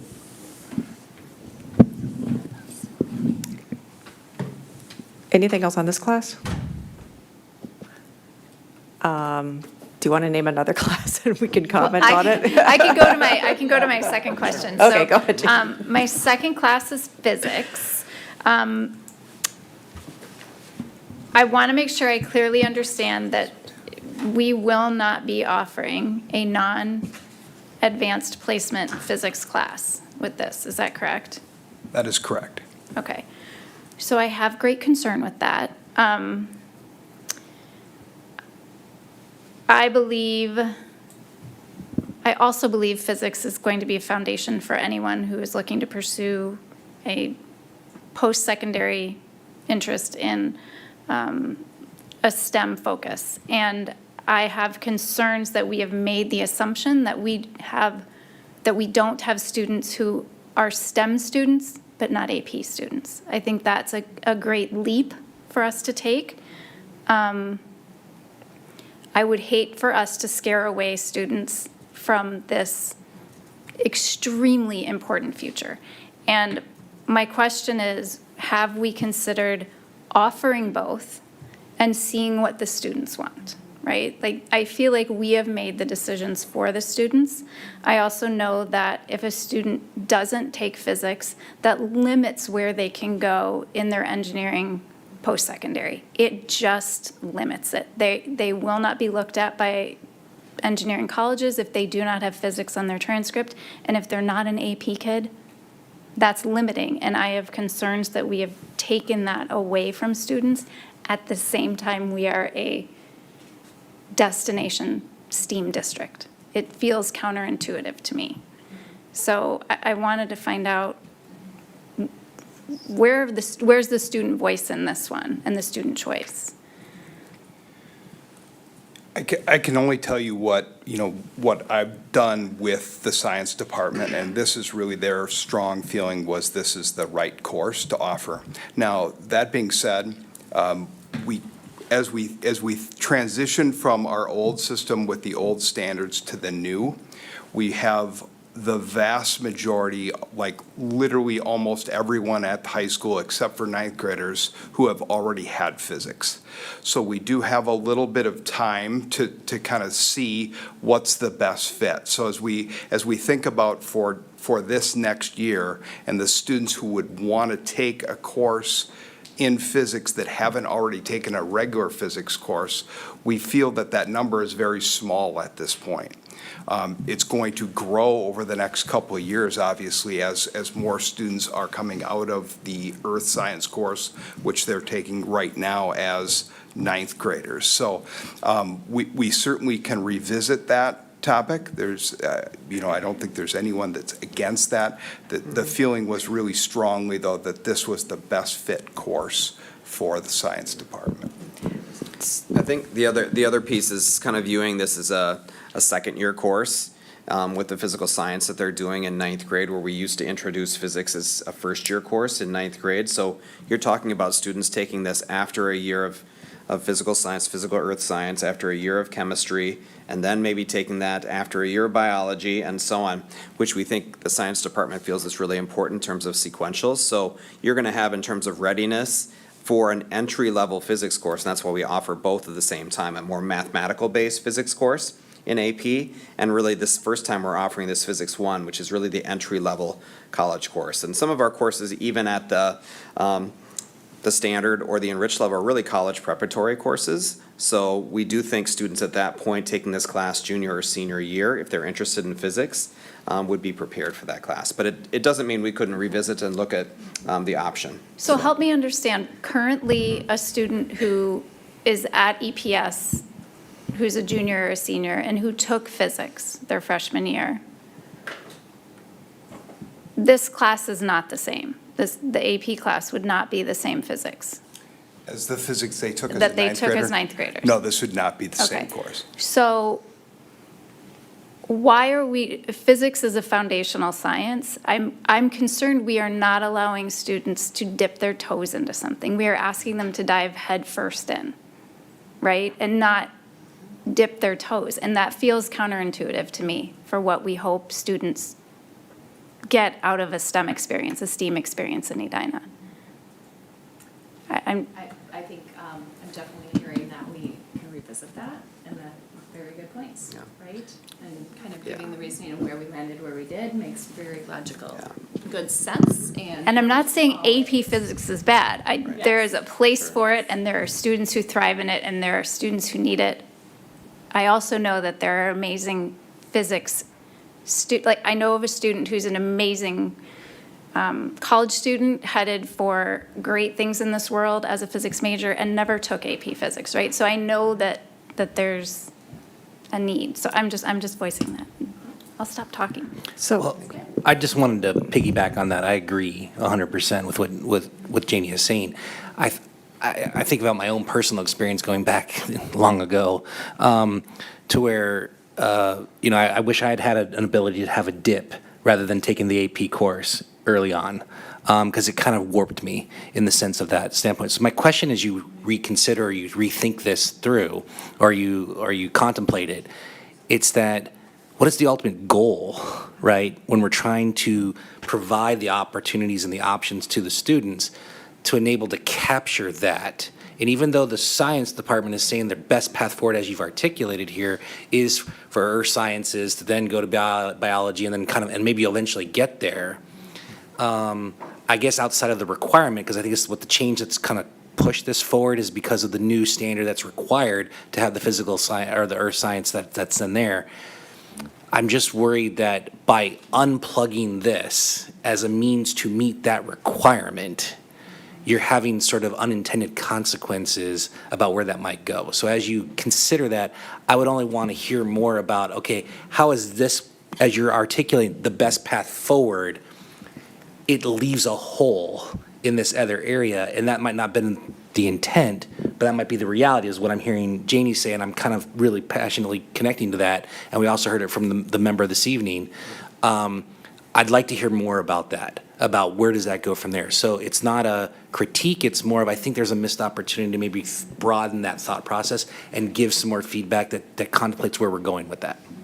So I just want to add in that I agree with both Janie and Michael, and I just think from a practical perspective that if we're going to say to our students that you have multiple pathways to achieve your science, we're still saying that physics, chemistry, and biology, you have to take 2 of 3 of these. I just think from more of a policy or standard perspective, I don't think that we can then only offer an AP class. To me, it's normalizing telling our students that you have to take college material at a high school level to graduate from college. And I know we live in a community where most of our students do that, but I think it also sends the wrong message to our students that there's that expectation that to get a high school diploma, you have to take a college class, especially when we have such skyrocketing mental health issues right now. And I just think that we as a educational institution need to set the message that our students can, if they want to take physics, great, take it as a regular class, or if you take it as an AP class. And I appreciate the feedback from the science area. If it's about having, sometimes it's about numbers and having too many classes, I hate to say this because I love all of our options that we have, but I think it's so important for us to have these options for our students that we look at other classes that we would have to, if that's the issue, like something, to me, something has to be driving this. So it just. Well, can I just say that, like, I think that given that where we're going with STEAM as part of our overall approach, that this might become a moot issue several years down the road as we're bringing through STEAM programming at younger ages and so on and so forth, to where we might be able to get there. but it maybe is in this sort of transitional period, which is kind of what you were articulating a little bit earlier, given what you're doing with ninth graders today versus where this is going. I hope that that might be the case, but I think this issue is kind of falling into a crevice as to you're leaving people without any connective tissue to what we're really trying to accomplish. So that's what I just heard you say, Eric, that I don't think it's an inherent issue long-term. I just think it's more of being able to make sure that we're able to provide these opportunities at those different levels as we work through our broadening STEAM approach. Where does this kind of come from? Because I think you can see some stuff in middle school as you get to high school, and there could be changes from that standpoint. But I think you've got a hole here that what I'm hearing is we're feeling uncomfortable with that hole, that it doesn't meet all students' needs, and our mission and our vision are all about how do we do that. Well, I think we're going to get ourselves in the same situation that we're in with calculus, where you're going to have students that want to take a class and the only option is an AP class. And then because I'm a history major, physics is a high-level class to me, no matter what level it was. So that's I don't think we need to talk that much more about, other board members have this. I love all the other classes. I love all the art classes. You've done an outstanding job. I want to make sure board members have a chance to give feedback on the physics class or any other classes that they have. Julie, I see you getting ready to press that. I know. Well, yeah, I agree with a lot that was set up here. I think, too, one of the things that when I was reading through about the physics classes, even if someone could succeed in an AP physics class in that as their first step in, they may not want to because they want to take an AP class. And I know that struggle, I've heard that from students, like they choose one or the other. I have a history and chemistry daughter in college, and she's a chemistry major, she didn't take enriched chemistry or AP chemistry in Edina High School. So because she was trying to focus on her A+ stuff. So it's all about balance, and so I think that's just an interesting perspective. The other thing, I have a question. Can I ask a question about another class? Of course. Please do. Okay. Can I just ask a question about the 21st Century Lit class? Or like that being dropped and being pulled into ELA, right, in 8th grade? So it sounds like we'll be able to hit the standards in that class. So do we lose anything in combining those two? And the reason I'm asking is because I know that even in our Portrait of a Graduate, we talk about those communication skills and there's just so much media literacy that is taught in that class. It's just like, I think it's one of the best classes we teach. And so I just want to, if you could respond to that, like how that is going to combine, and if we lose anything from ELA doing that. Right. We will be able to combine the standards with the recommendation. We looked at that carefully in the ELA review. And the reason for that is so that we are not losing anything with our STEAM offerings and the development of it, because as we have that class in place and other requirements are coming forward, it just gets to the place in the middle school schedule where there's not opportunity for as many electives or opportunities to engage in STEAM. So it's being very intentionally done to make sure that the standards are still covered. I know there are other components of the class that are really valuable, and so we'll definitely take that into your point into consideration and circle back with the ELA team about that. But it really was done with the intent of making sure we keep opportunities open as we develop STEAM going forward. Yeah, that makes sense, and I'd be curious too, if there is any kind of crossover in some of the social studies classes, Yes. right? So I know that we're being really creative about that but that might be another place. I just think those skills that they learn there, I think all the adults need to take it too. So. But I was going to add, we had talked about this in teaching and learning, and I can't remember when we talked about it, but there has been a lot of work at the middle schools to take a lot of that, I'm just going to use cross-functional, but that doesn't sound right. Cross-disciplinary, thank you.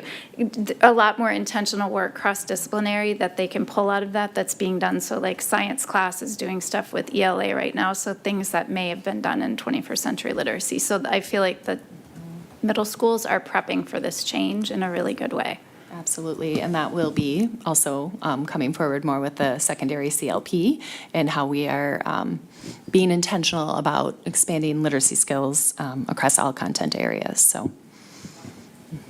And what we also talked about in teaching and learning was that some of those things are being embedded, and you were talking about this, but I've seen some of those skills show up in 6th and 7th grade. And so, but it might be worthwhile for us to, when we see that secondary CLP pen, just to see where they all landed, because those are things that we say are important for our students to have, so.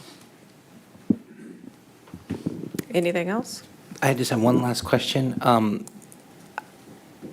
Because it was mentioned in the community comment. From a scheduling standpoint, when you have this sort of list in this catalog of choices and so on and so forth, is there a particular minimum commitment in terms of how these are, when and how these are offered to students who are then trying to figure out how to build that schedule over their 4-year career at Edina High School? Go ahead. No, go ahead. That sounds great. So we do base our schedule and the staffing of sections based on that census on registration numbers. So the more stratification you have of courses, the more likely you are maybe to have lower numbers in a singleton class. The more singleton classes you have in a building, the more complex it is to build schedules and conflicts and so on. So when you have a course, you know, like a U.S. history course where there's a whole bunch of sections, students can get into that class. But if you have that single class, you have to balance that with the single concert band, the single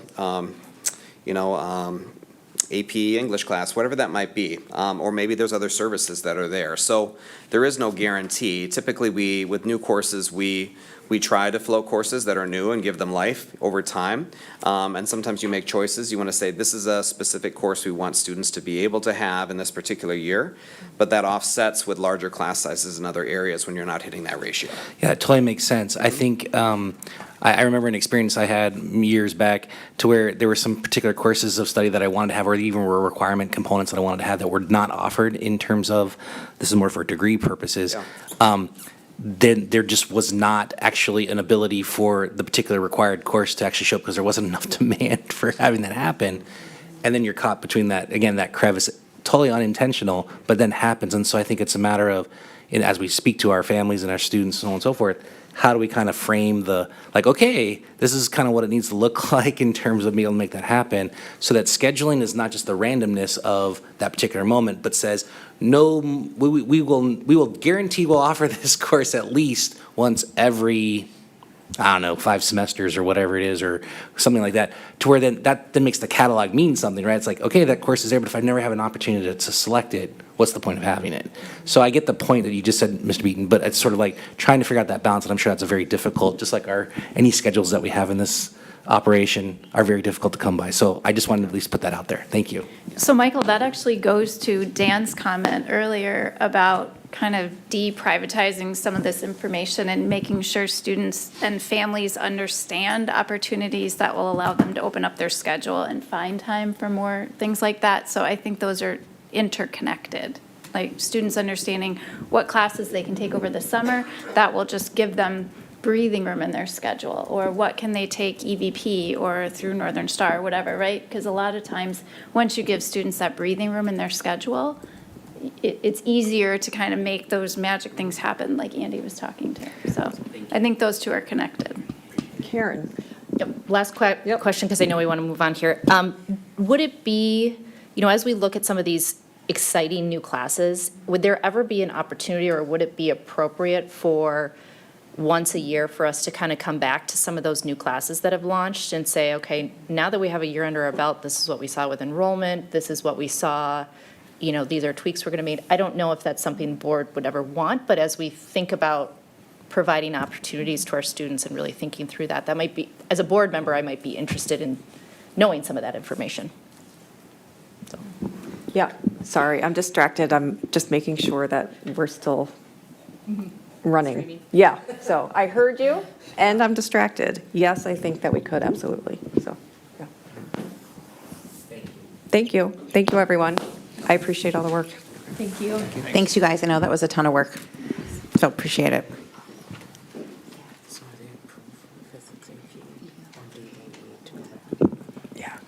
We're going to move on to our calendar proposals for 24-25 and 25-26 with Dr. Smazel and Assistant Superintendent, and Sonia Saylor, Director of Human Resources.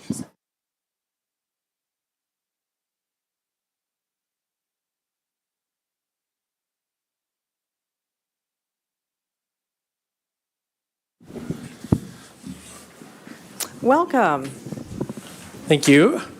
Good evening, Chair Ellenberg, Superintendent Stanley, our school board members, our students, our staff, and our community. We are excited to present to you this evening our 24-25 and 25-26 EPS academic calendars. So just really quickly, we've had a calendar committee meeting throughout the fall. We've had about 6 different meetings. We've come back to the board a couple of times as part of our work session discussions and digesting some of the parameters, some of the application of the parameters. We have sitting in front of you now some proposed calendars for these 2 school years, and we were able to leverage a focus group at the high school to get some feedback from high school students about what is a really effective calendar from their perspective in terms of what the week looks like, how the week is organized, etc. So we took the parameters that were approved by the board and took that feedback and designed some calendar examples. And part of that process of trying to figure out where to place some of these days is always challenging. And so the calendar committee, with feedback from the board, created a priority system. And the priority 1, we realized when we talked to the students at the high school that part of their feedback was that it's really important to have learning continuity throughout the week. So our first priority was to maintain continuity and consistency of learning for students throughout the week and to try to maintain 5-day learning weeks whenever possible. Of course, we all know that at some point in time that's not always possible, and so our second priority was to really look at weeks that were shorter than 5 days, and if there was a particular holiday or observance that didn't fall under the federally classified holidays, that we would try to coordinate that and place those either on the Monday or on the Friday when those said holidays would land on either a Monday or Friday. And so that was priority 2. And then priority 3 kind of emerged in our discussion of second semester, which does at times lend us to a little bit of imbalance of where some of these days are located. And so priority 3 helped us really look at the balance of the non-school days during the week as a third priority in relationship to the services that are provided for our special education students. So really looking at the second semester of some of the school years and trying to balance those out when possible. We also looked at the breaks themselves and trying to spread those across the calendar so we don't have too many breaks that are too close to each other. We know that that can feel frustrating for our families and probably isn't the most effective time for our students, so trying to balance those out.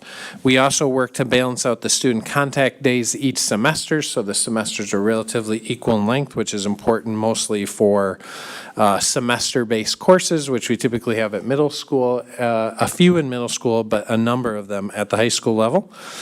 We know from the parameters it was important to have a 2-day MEA break, a Thanksgiving break, a 2-week winter break, and then a spring break that falls within a window from the 3rd week of March to the 1st week of April. We had some historical data from our community saying that was the ideal window for spring break time. We'd also like to thank our calendar committee members for all their hard work and meeting. The discussion is complex, the puzzle pieces are complex, and to take all the information and put it into a calendar is really, truly a very challenging task. With that, I'm going to turn over to Sonia to talk about the actual calendar days and what that looks like in those 2 years. Thank you, Dr. Spazzo. Members of the board, so just to review fairly briefly the calendars for 24-25 and for 25-26 as proposed. For August 2024, we would start with Teacher Workshop Week officially on the 19th of August. As you know, we have 3 data days in our school district. One of those 3 data days can be used as a floater day, either at the beginning of the school year or at the end of the school year. And in most cases, buildings select the beginning of the school year. And if that's a building selection, they would officially start on the 16th of August that year. So floater day on the 16th, workshop week starting on the 19th, and then school would formally be in session for students on the 26th of August. The Labor Day in September 2024 falls on September 2nd. Our first day, non-student day, is proposed to be on Friday, October 4th, which follows along with our Monday and Friday priority if we're going to shorten the week. The Education Minnesota Conference is on the 17th, and then the 18th would be a no student day in connection to that, of October. In November, we'll have our traditional non-student day on Election Day, which will be November 5th in 2024, which will be a teacher professional development day. And then, as in the past, our Thanksgiving week will be a 2-day week, with Wednesday being a teacher comp day for the time that they put in for evening conferences. And then all buildings will be closed on Thanksgiving and the day after Thanksgiving. In December 2024, winter break will be for exactly 2 weeks, beginning on Monday, December 23rd, and ending on Friday, January 3rd. The last day of first semester will actually be the 86th student day in order for us to have the data day fall on a Friday and be less disruptive for students, and also provide some additional time, particularly for our teachers at the secondary level, to prepare for their changeover to second semester.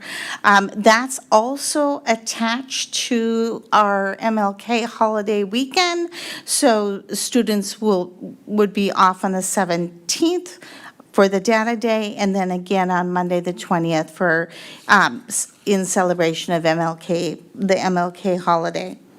In February, President's Day that year falls on the 17th, and as we've done in past years, the Professional Development Day would then be attached on the 18th, again, to minimize the number of disruptions for families.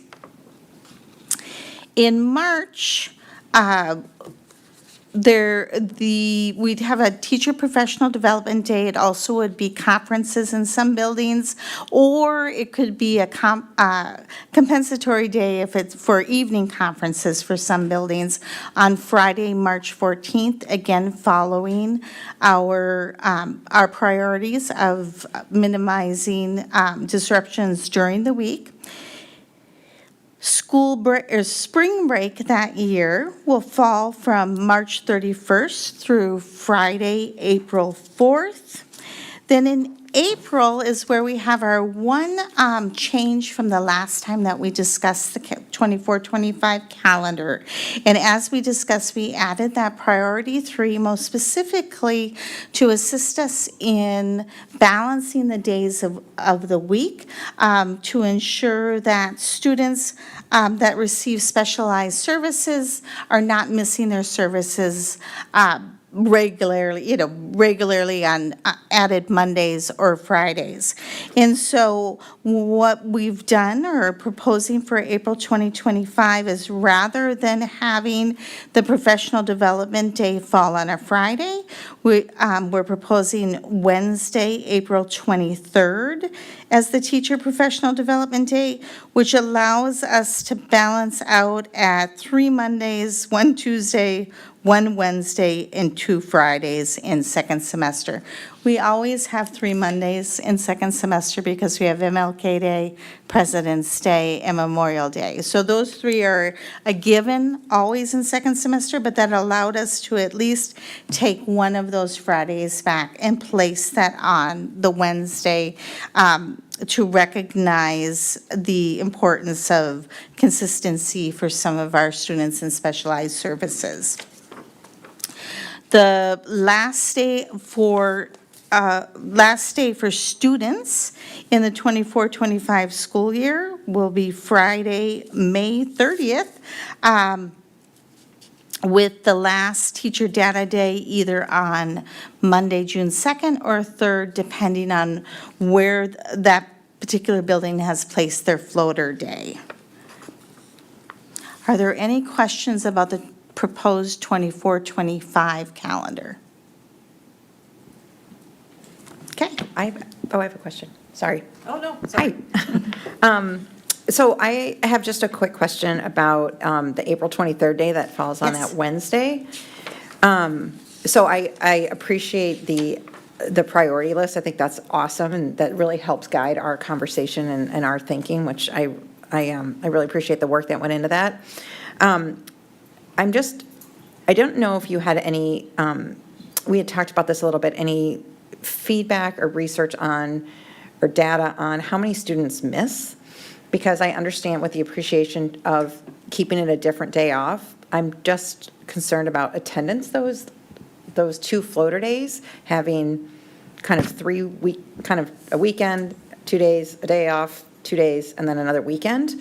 So I didn't know if we have any data, like even like the Monday before Election Day of this past year. Like, did we have a lot of teachers out? Did we have a lot of students out?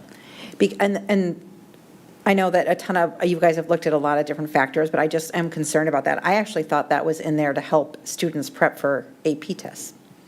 That was when I read it first. I said, oh, look at that. That's a day off right before the AP test, which is good too. So I didn't know if you guys had looked at any of that data. I did not look at student data. I can tell you that the Monday of election week, our absences aren't any different than any other Monday. And so we haven't seen any, for staff, for employees throughout the district. But I don't have the information about students. I would imagine back to when we were in the midst of COVID, and Wednesday was kind of in a lot of cases, the planning or catch-up day. It might be something similar to that. I think that after our last conversation with the board at the work session in October, although everyone recognizes that the Mondays and Fridays are so much easier connected to a holiday or a weekend, but I think the information that we received back from the board on that date is it might, to look at maybe one date when it makes sense in the second semester to assist our programs that specifically work with specialized services. And so that's why we looked at that April date in particular for this year, and then in the next year, there'll be one date in March. That's kind of a similar one. It's a Tuesday in that case. Do you have any data on student attendance for? Not for those days. We did look at student attendance for the Thanksgiving week, for that Monday and Tuesday. We found that attendance was very similar or parallel to attendance of the previous week. So we didn't see a big drop in attendance in those weeks, but we could specifically go back and look at student attendance at this time of year. Yeah, I mean, I don't know if the rest of the board agrees with me on that, but. Well, I would offer just another perspective as I looked at it. One, I appreciate your comment, Julie, because you're right. It's challenging, and absenteeism can certainly be a factor. I think there's also, well, I hear what you're saying about scheduling to minimize the impact for particularly Monday, Friday delivery of special services. That's important. I think there's an opportunity for education on a mental health day or a catch-up day. This is close to APs. There's a lot of pressure that builds toward the end of the school year. And if we use it as a data day, we can definitely explain to the community, here's why it's on a Wednesday, for all of the reasons that you've mentioned. But families will do what they feel they need to do for their family. If they choose to make an extended trip and skip that day, they will. But I do think it's an opportunity to advocate for a break, just studying, sleeping, catching up, and see what the outcome might be. I think all I would add is that I appreciate, given when we talked the last work session, I know I was trying to balance the real difficulty of what is easier on a Monday and Friday, but really impacting the student population that unfortunately needs those services on Mondays and Fridays. So there is no perfect solution. I think we talked about that. This is one element to that. I do kind of like this later, as Regina said, and I'm glad Julie even pointed out, I didn't know about the AP when that was actually going to happen. This time period is actually, it can be meaningful in that way. So I think with all the balancing acts of pushing on the balloon, when you push one way, it pops out somewhere else.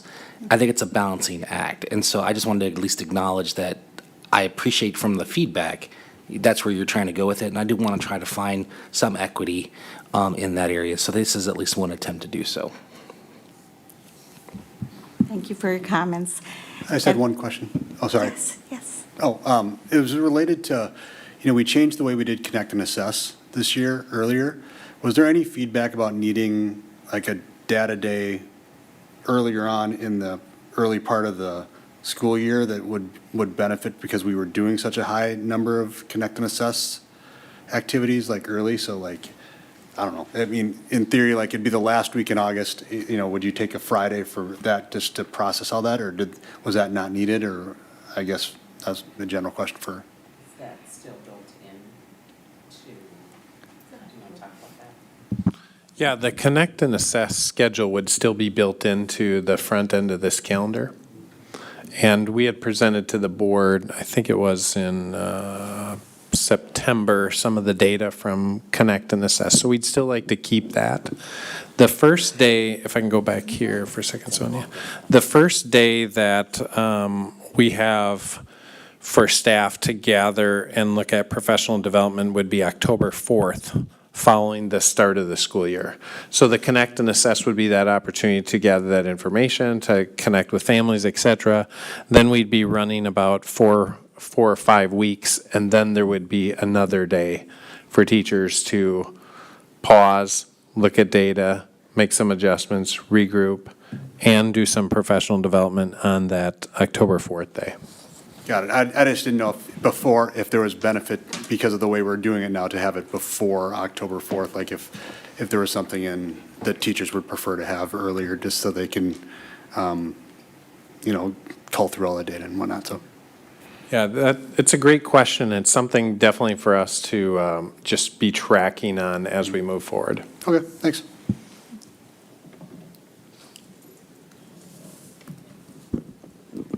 So any other questions on the 24-25 proposed academic calendar?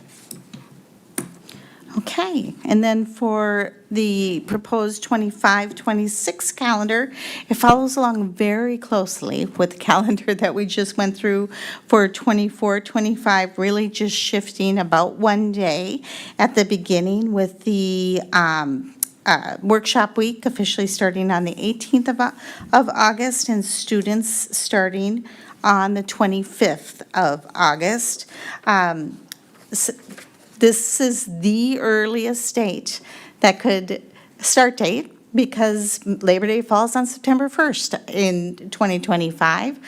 So this is about as early as we can begin.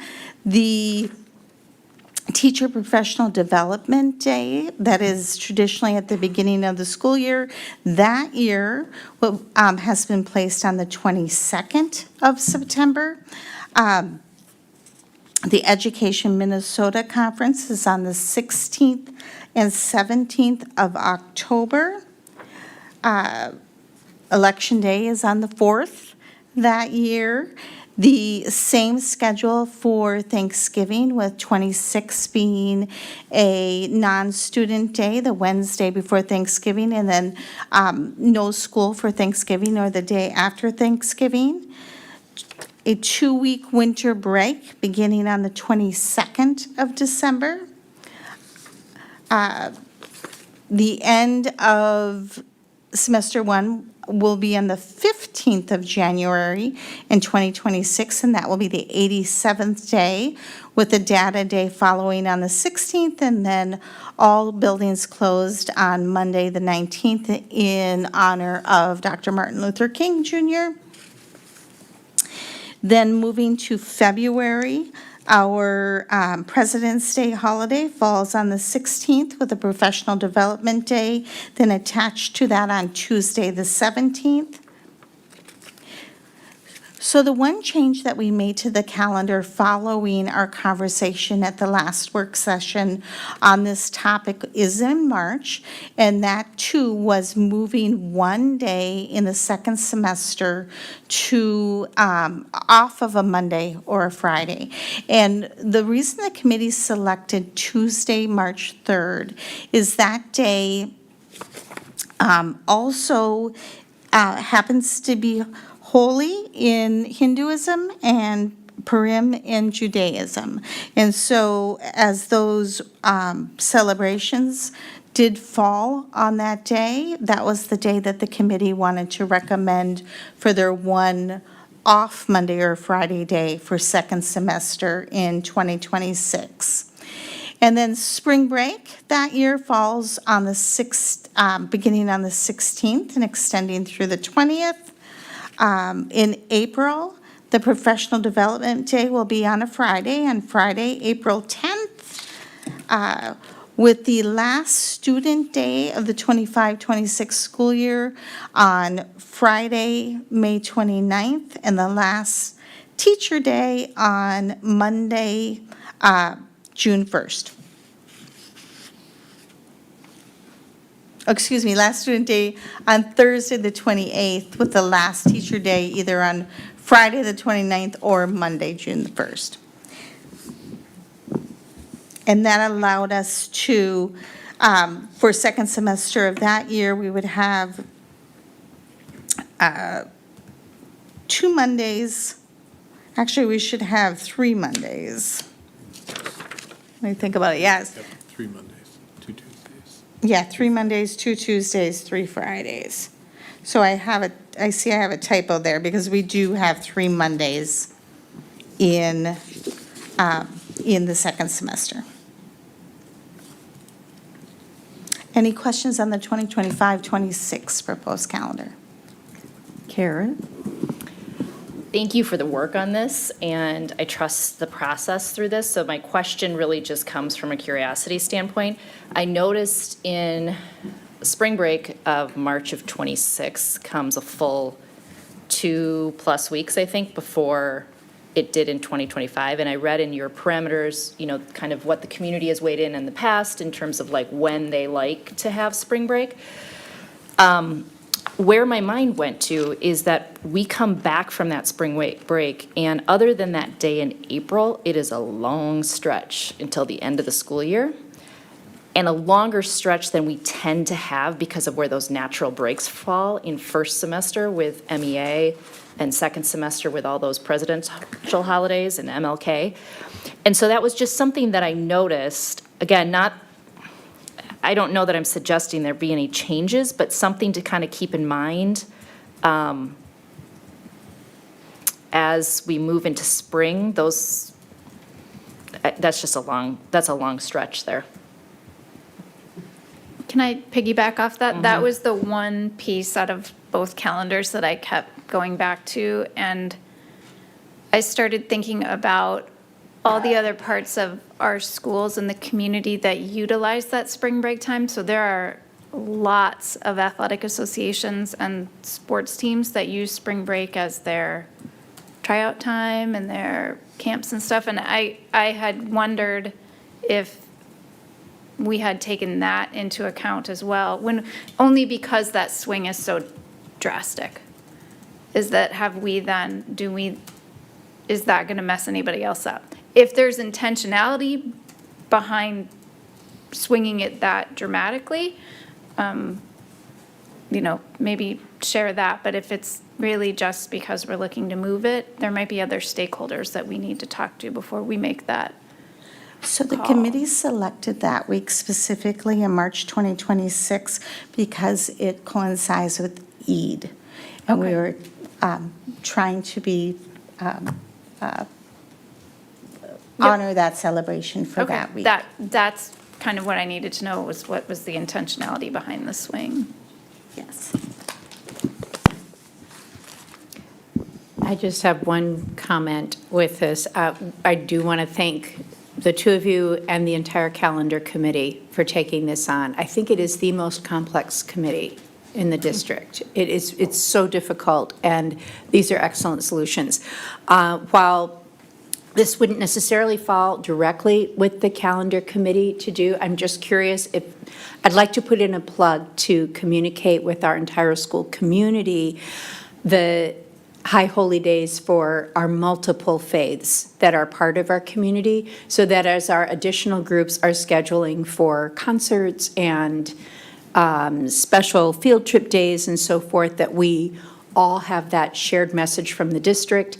Here are the dates. They are likely not going to be all encompassing because we won't have all that information, but to do our best to recognize that there are multiple days that are important, and to do our best to avoid scheduling something that puts a student in a situation where they need to make a choice that's not really fair. So thank you.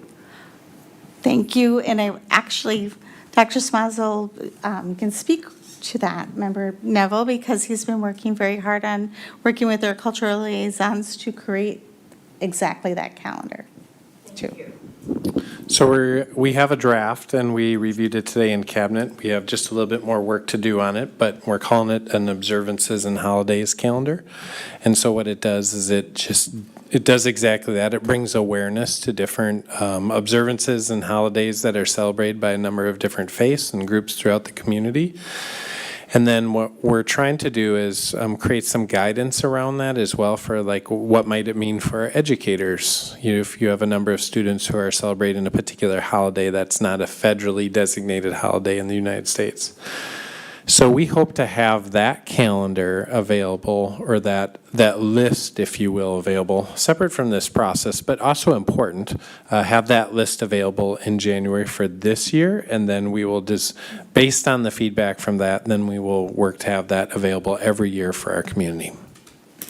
That is fantastic, because I know that space scheduling for concerts and so forth, and that's just concerts, that's not even all athletic events, but that's going to begin in January right away for moving forward. So thank you. It's fantastic.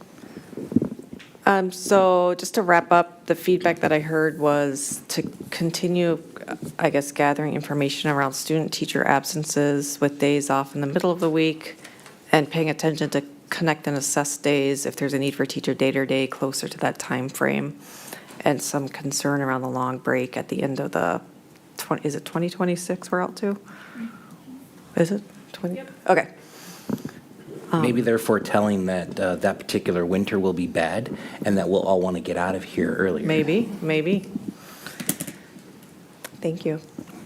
Thank you very much. Thank you. Next up is our policy review.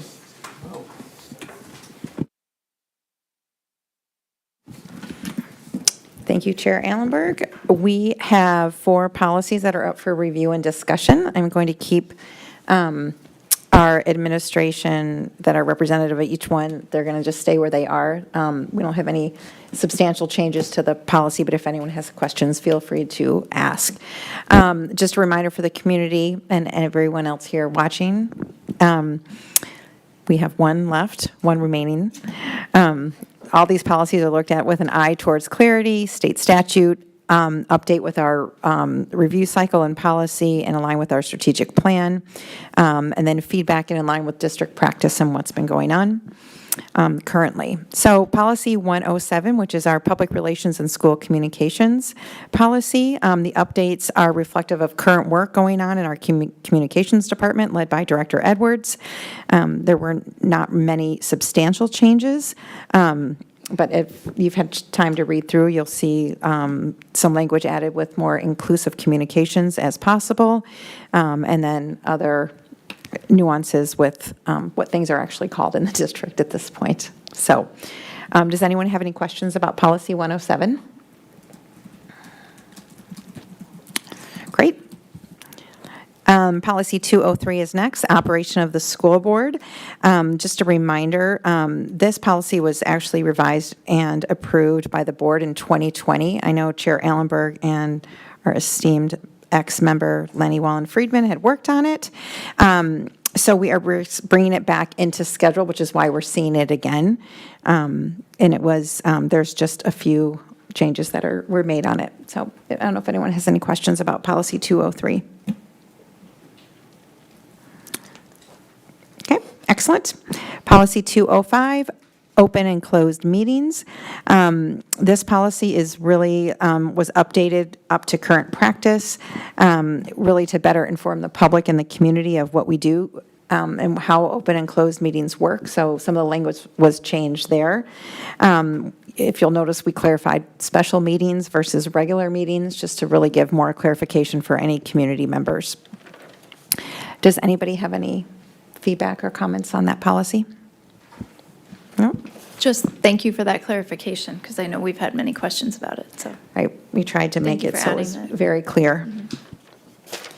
And then policy 210, which is conflict of interest for school board members. Really, there was one substantial change that came down through statute. It was changed that a school board member could be employed by the school district that they are representing up to $20,000 per year. It used to be $8,000. Kind of sounds like a raise, but not really. So I don't know if anyone has any questions about policy 210. I have one. Sure. In that same section in C, it talks about majority vote at a meeting where all board members are present. Was there a reason why it's not just a quorum and it's all board members? Page 180. That's a great point. Where is it? Page 180, item C.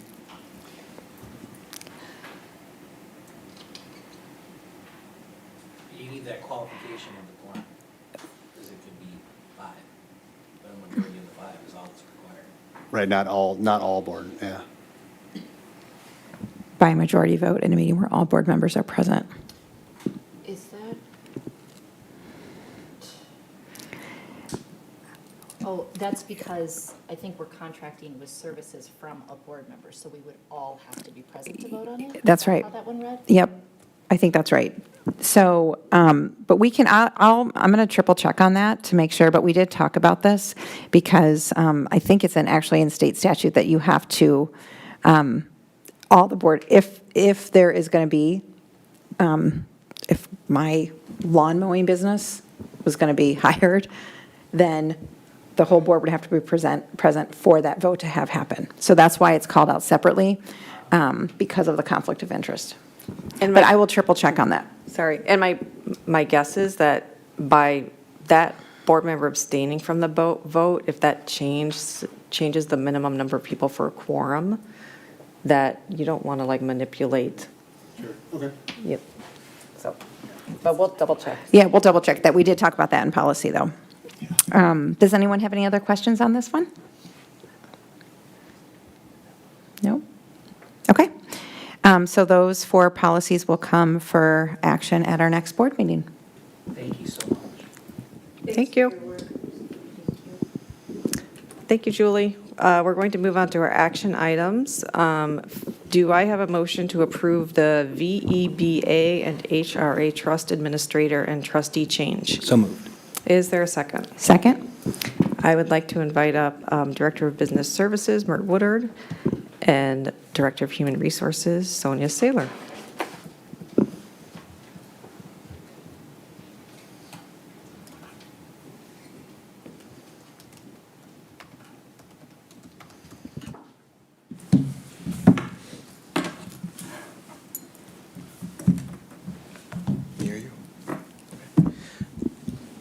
Good evening, board members, Superintendent Stanley.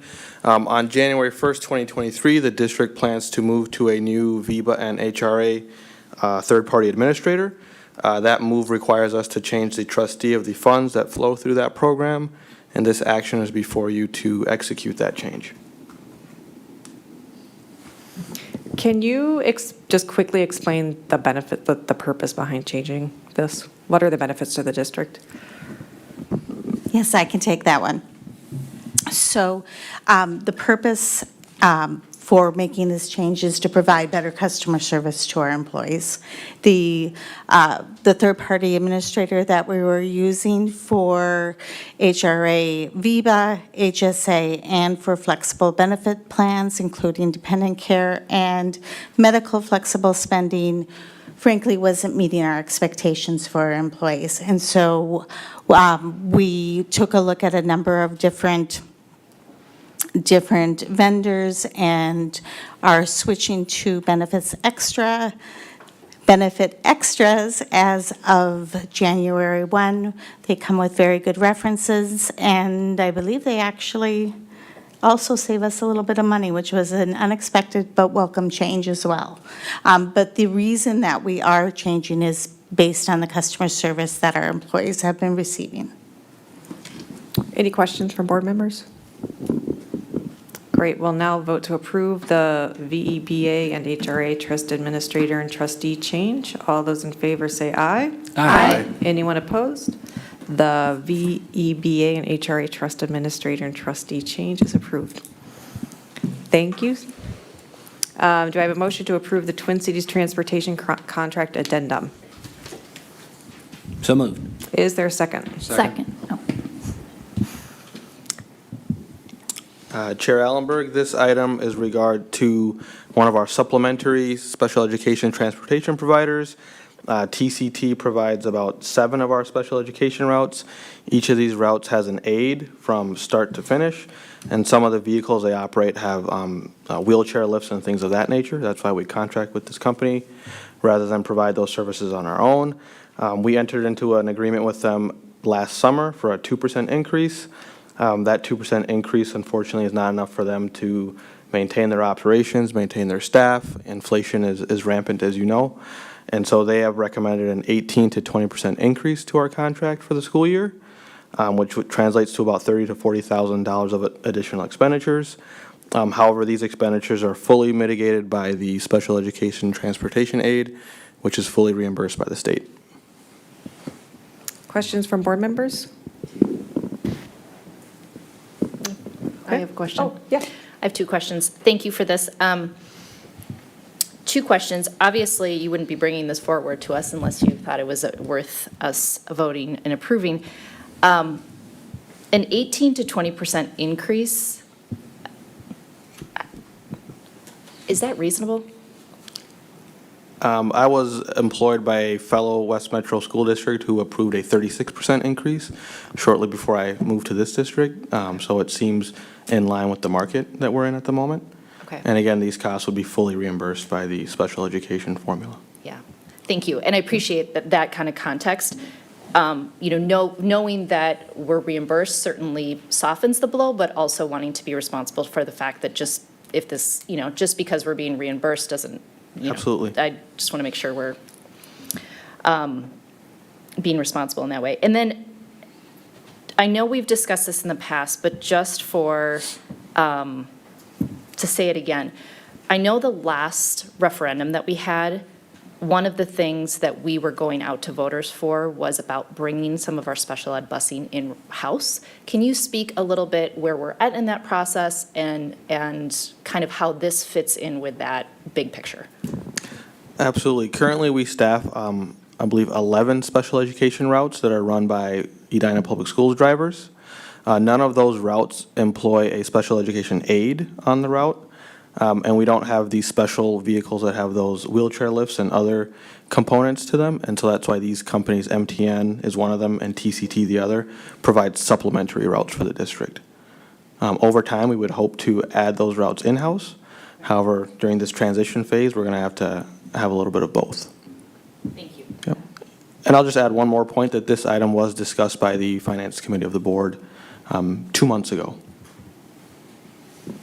Thanks. I just wanted to add a comment because I believe that Director Gabler's questions are really reasonable and they're very good ones. I also appreciate the fact that for all education transportation, there's a shortage of drivers everywhere, not just Edina Public Schools, but also recognizing with that the need for safety. And I appreciate this particular service with the addition of an aide with the students as being a critical factor for some of our students. And I believe that the safety and security of our students is an extremely high priority, as everybody does. There's nobody who wouldn't have that priority. But the fact that this is an option to us and recognizing what I'm sure they were able to, to share is, here's the reason for their increase, what they need. I think it's a good match for our district. I'm really grateful for the fact that it is reimbursable. So I appreciate it. Thank you. Anything else?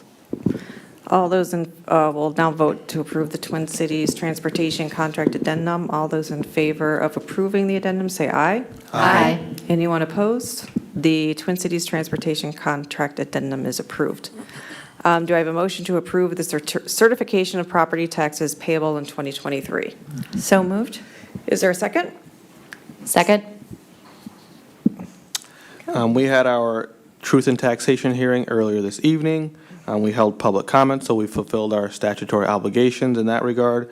And so the recommended action before you is to approve the P23 property tax levy, funding a portion of the fiscal year 2024 operations in the amount of $68,800,245.83. After that motion is approved, the chair, or the clerk rather, of the board will sign the certification form, and I will send that to the county auditor for final processing. And with that, the recommended action is before you. Questions from board members?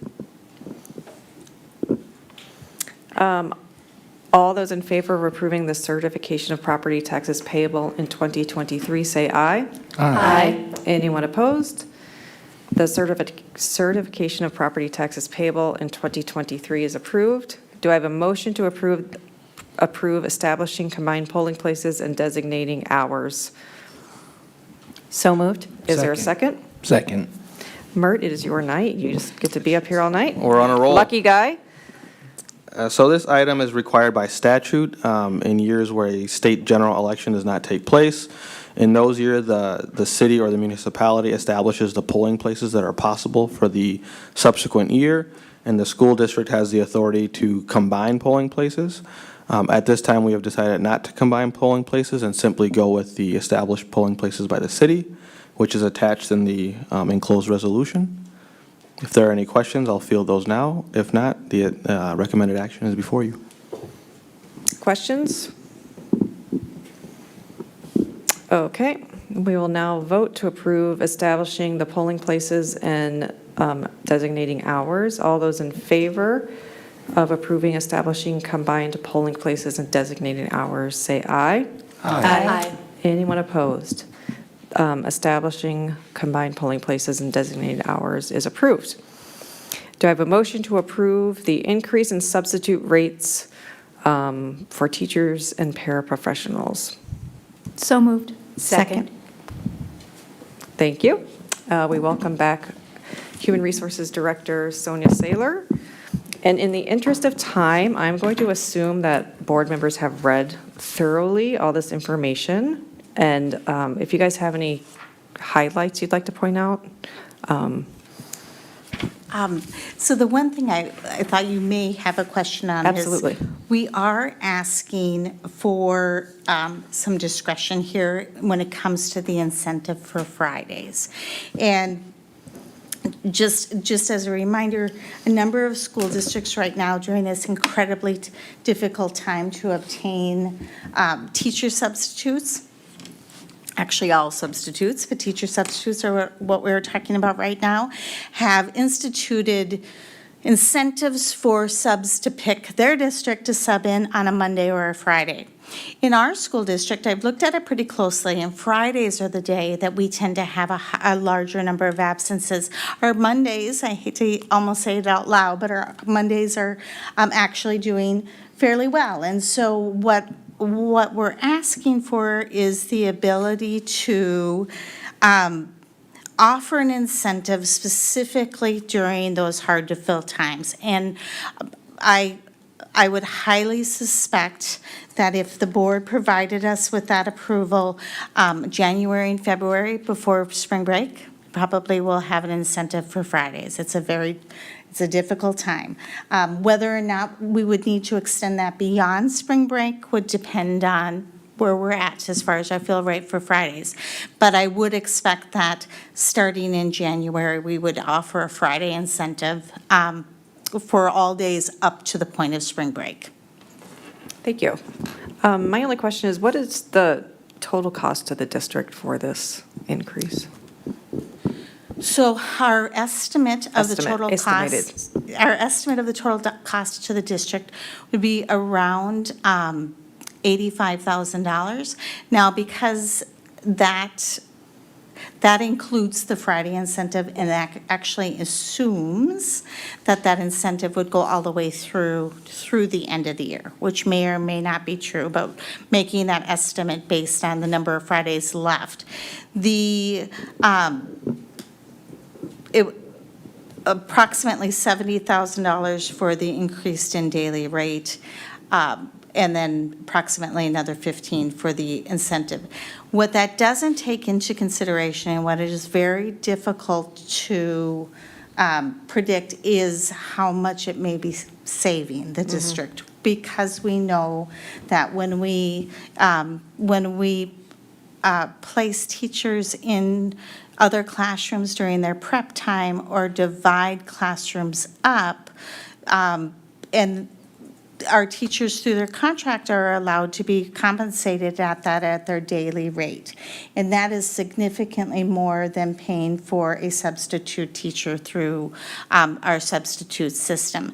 And so although on paper, we estimate approximately $85,000, somewhere between $70,000 and $85,000, we believe the amount actually would be, a good portion of that amount would be offset by the need to assign teachers, not to mention the fact that our teachers need their prep time. It's a time that they need to have that time for their own mental health and for their ability to prepare and plan for their next class, too. Thank you. Do other board members have questions? Yeah. This seems smart, especially as we move into sixth season, to maybe offer a little bit higher pay. I'm wondering if the board would be interested in, if we do approve this Friday discretionary, if maybe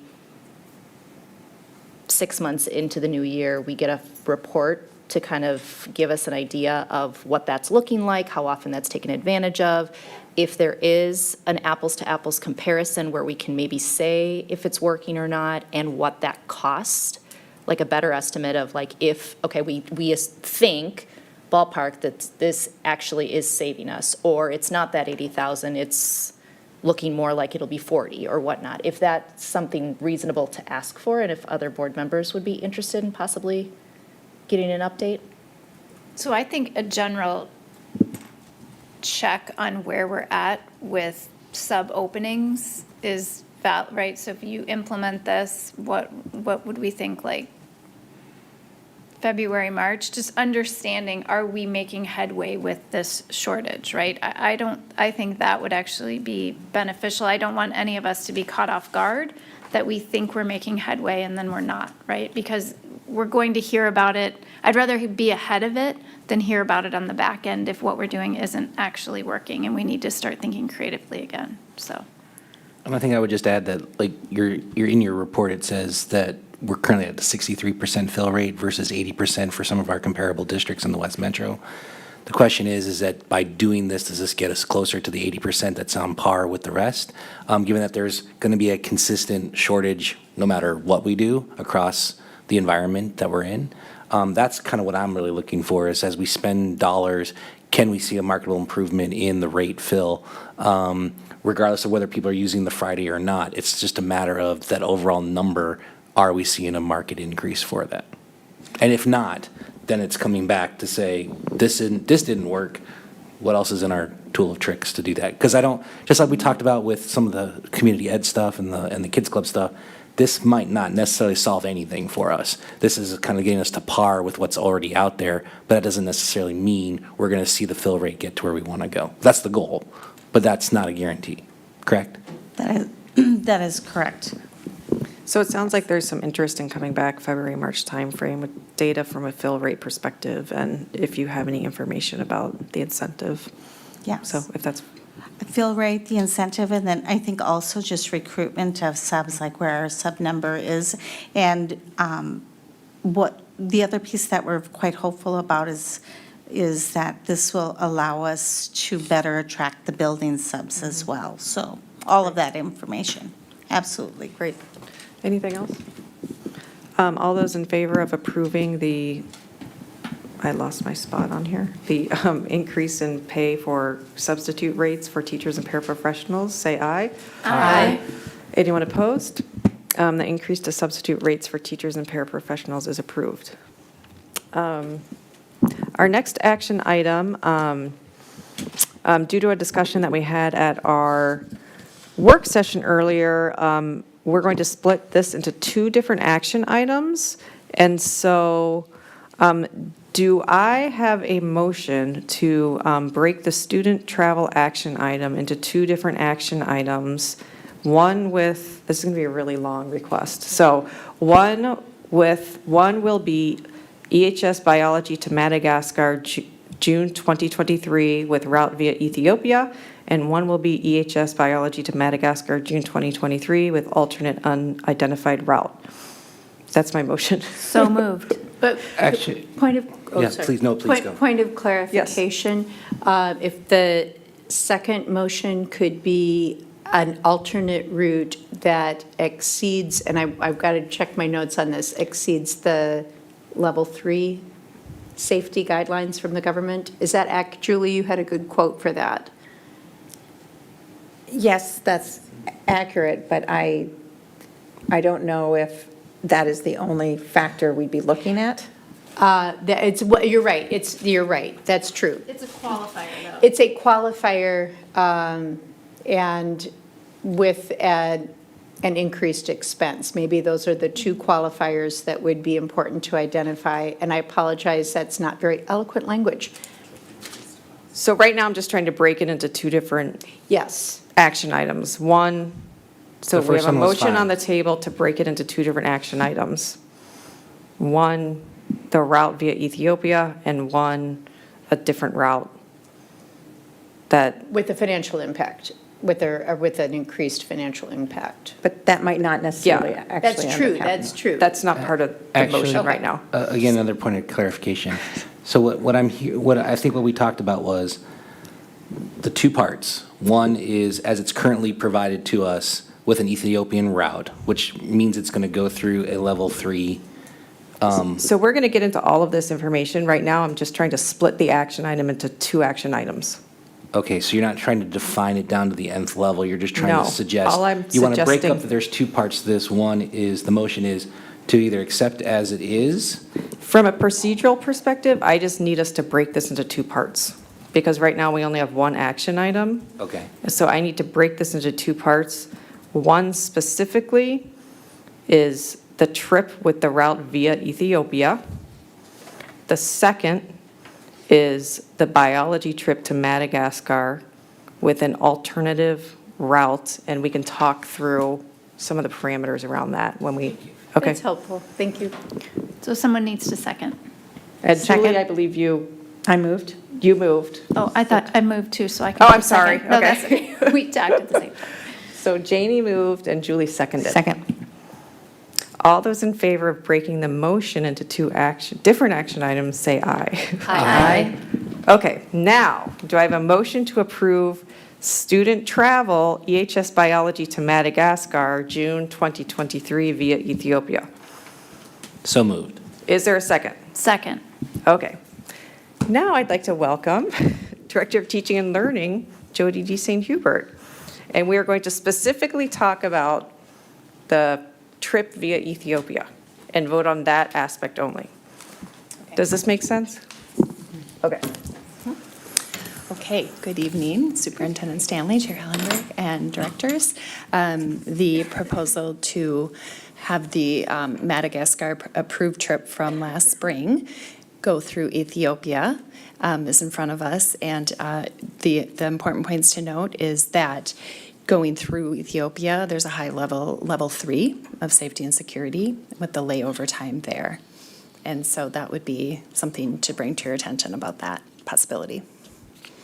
Thank you, Director Deasing Hubert. And just to expand a little bit on some of the conversation that we had at the board level is that there's a travel warning in Ethiopia and some concerns around that. And we traditionally don't travel to places that have this level of travel warning.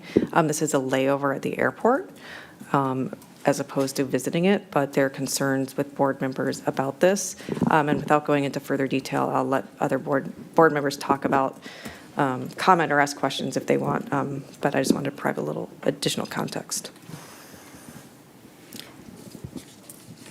Director Deasing, yeah. Director Deasing Huber, can I just ask a question? And just a clarification, I think this was talked about a bit in the work session. Along with this level 3 travel advisory in Ethiopia, if there were to be an issue, would we have support from the U.S. Embassy there? It was indicated that we would not, so we would just be working with the travel agency. Okay, great. Thank you.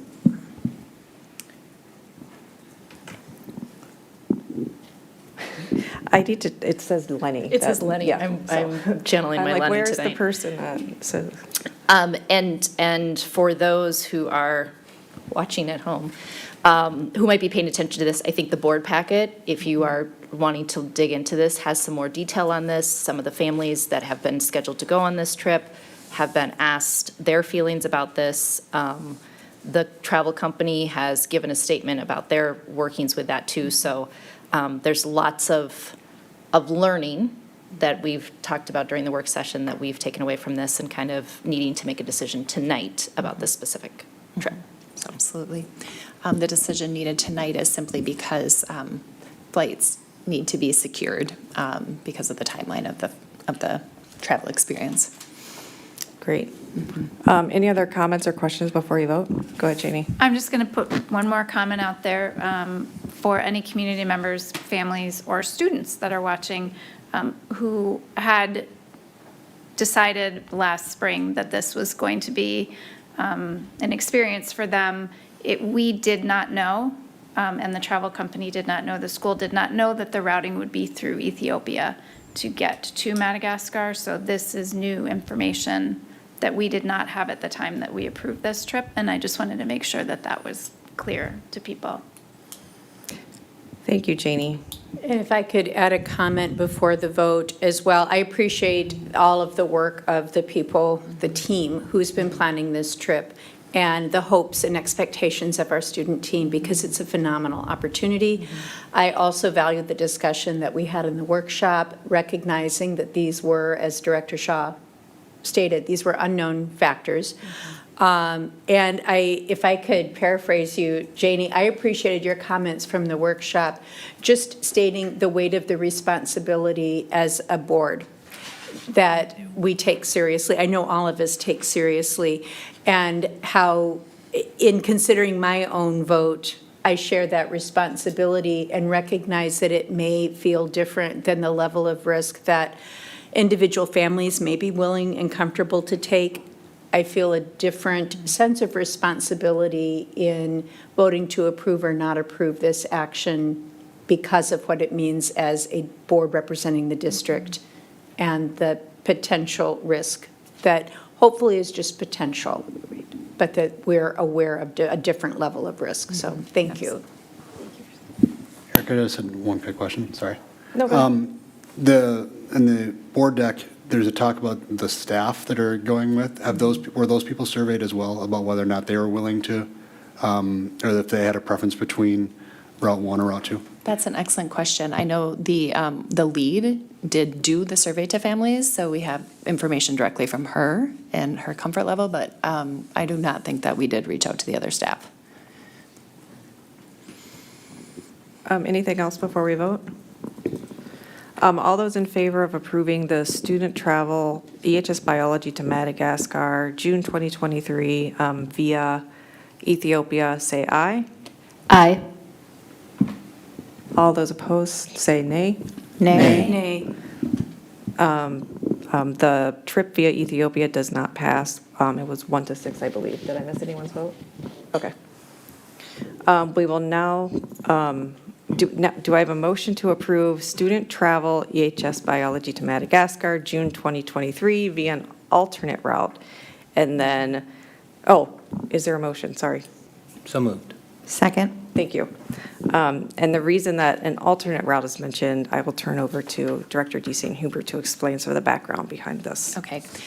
So currently, the alternate route that is been brought to us by the travel agency has quite a hefty additional cost. And so it is approximately $2,000 to take an additional or a different route than the Ethiopia route to get our family or our students to their destination in Madagascar.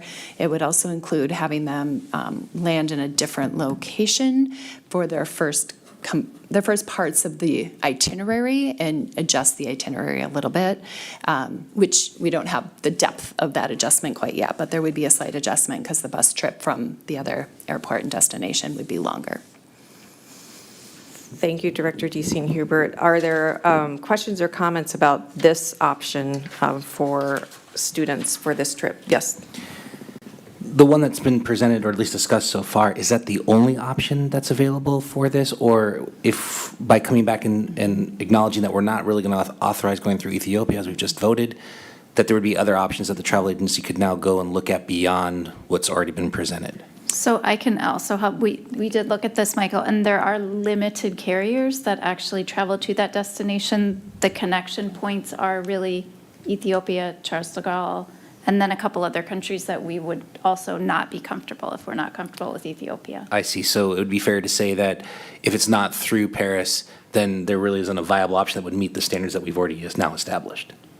Flights from Minneapolis, there are other connecting cities, but from Minneapolis, we would have our hands are tied pretty tight. Thank you. And I think the current travel plans actually have them leaving from Chicago to begin with already. So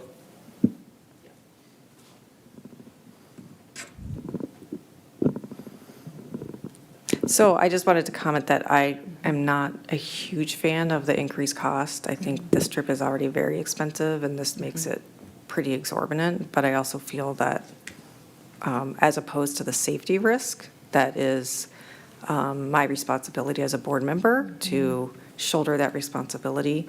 The financial piece, I think we have some work to do as a board and district from that perspective.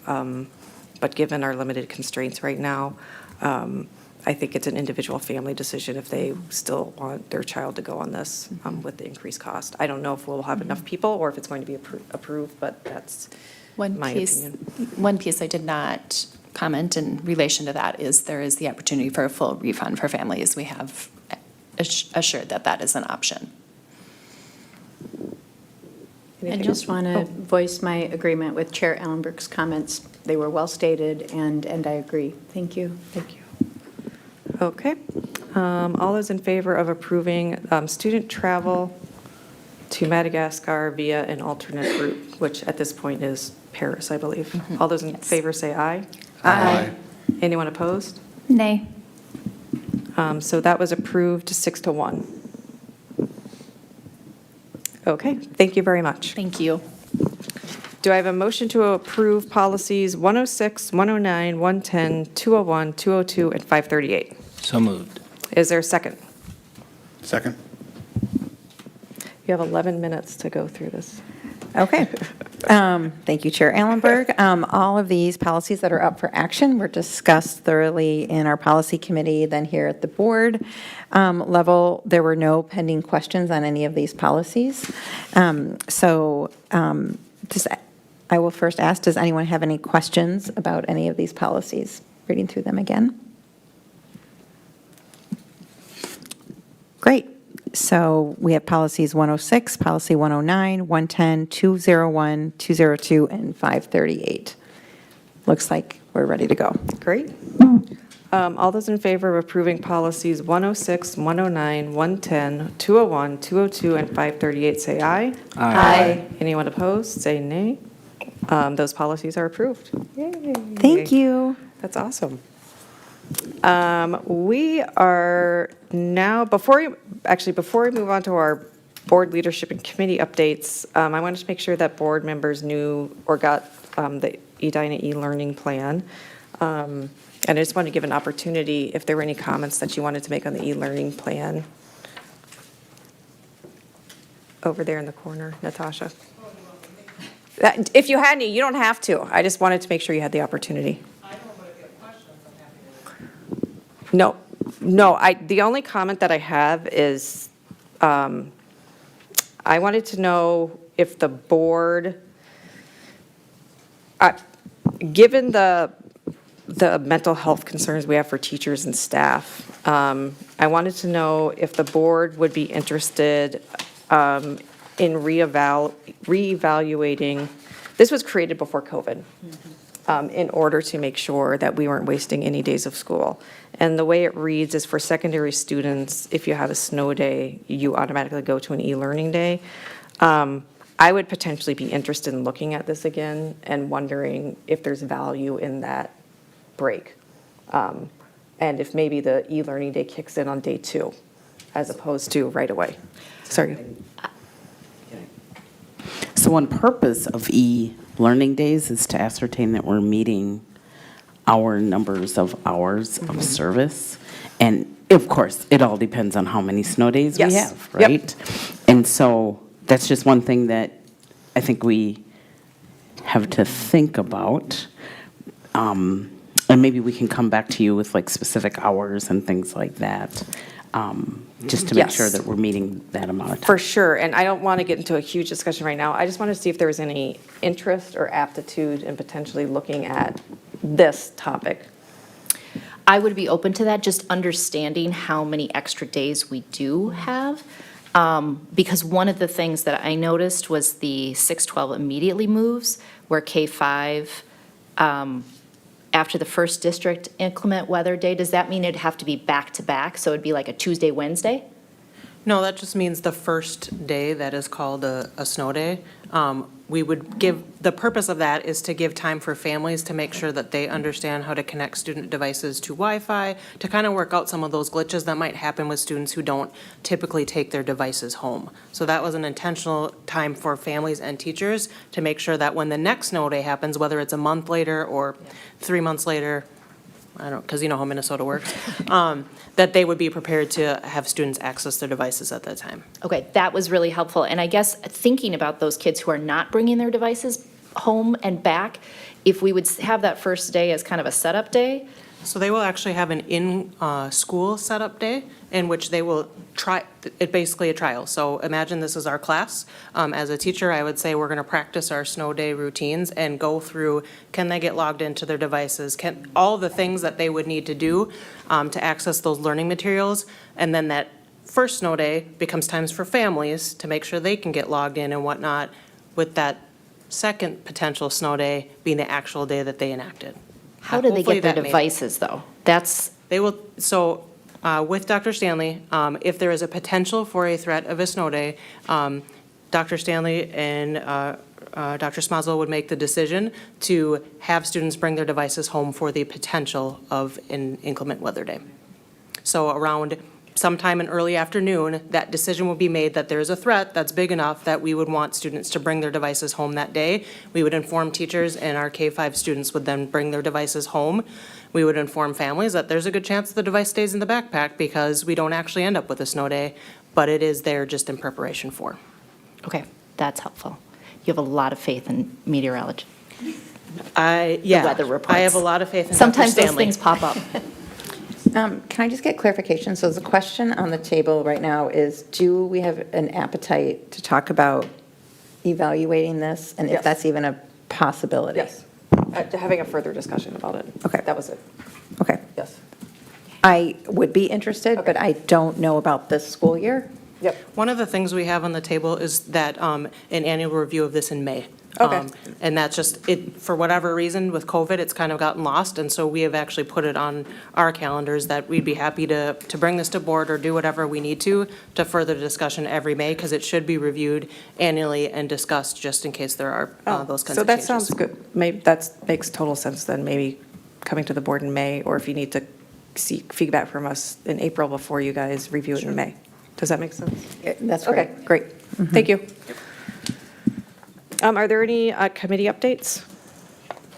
Anyone? Dr. Stanley, would you like to talk a little bit about the exciting news that came out of the city and the Ed Fund last week? Okay, that was. Does anyone have a committee update so we can? I think you guys have heard everything teaching and learning's been working on, so I So, have nothing. yeah. So I don't have any updates, so why don't, if you want to do your superintendent update? Yeah, so we have a few things that we're super excited about. First of all, incredibly grateful to the Edina Education Foundation for their advocacy related to our work around our comprehensive literacy plan.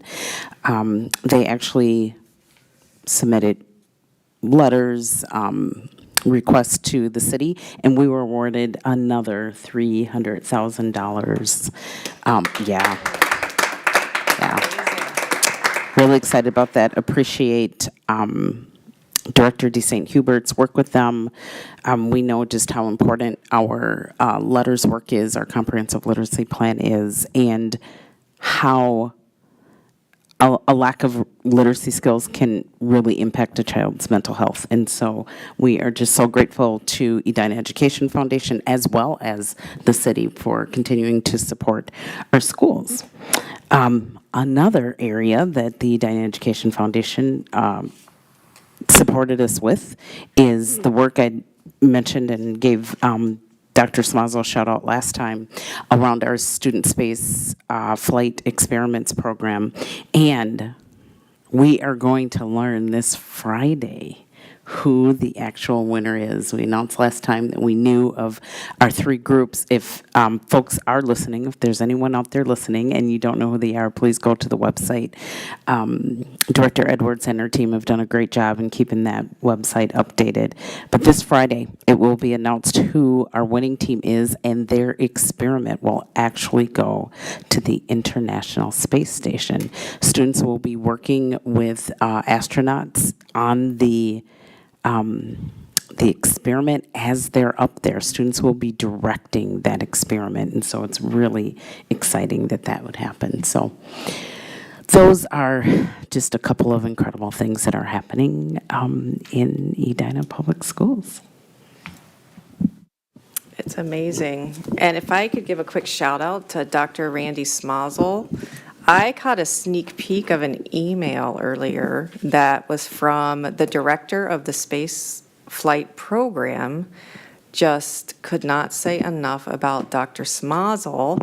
And he could not believe, he said normally people working on these programs have maybe 100 students that participate. And our district has 600 students participate. So thank you for your leadership and our science teachers' leadership.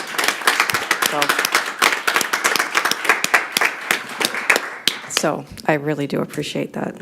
We have an awesome team here. I think that's it. Do I have a motion to adjourn? So moved. Is there a second? All in favor of adjourning, say aye. Aye. Aye. We are adjourned. Thank you.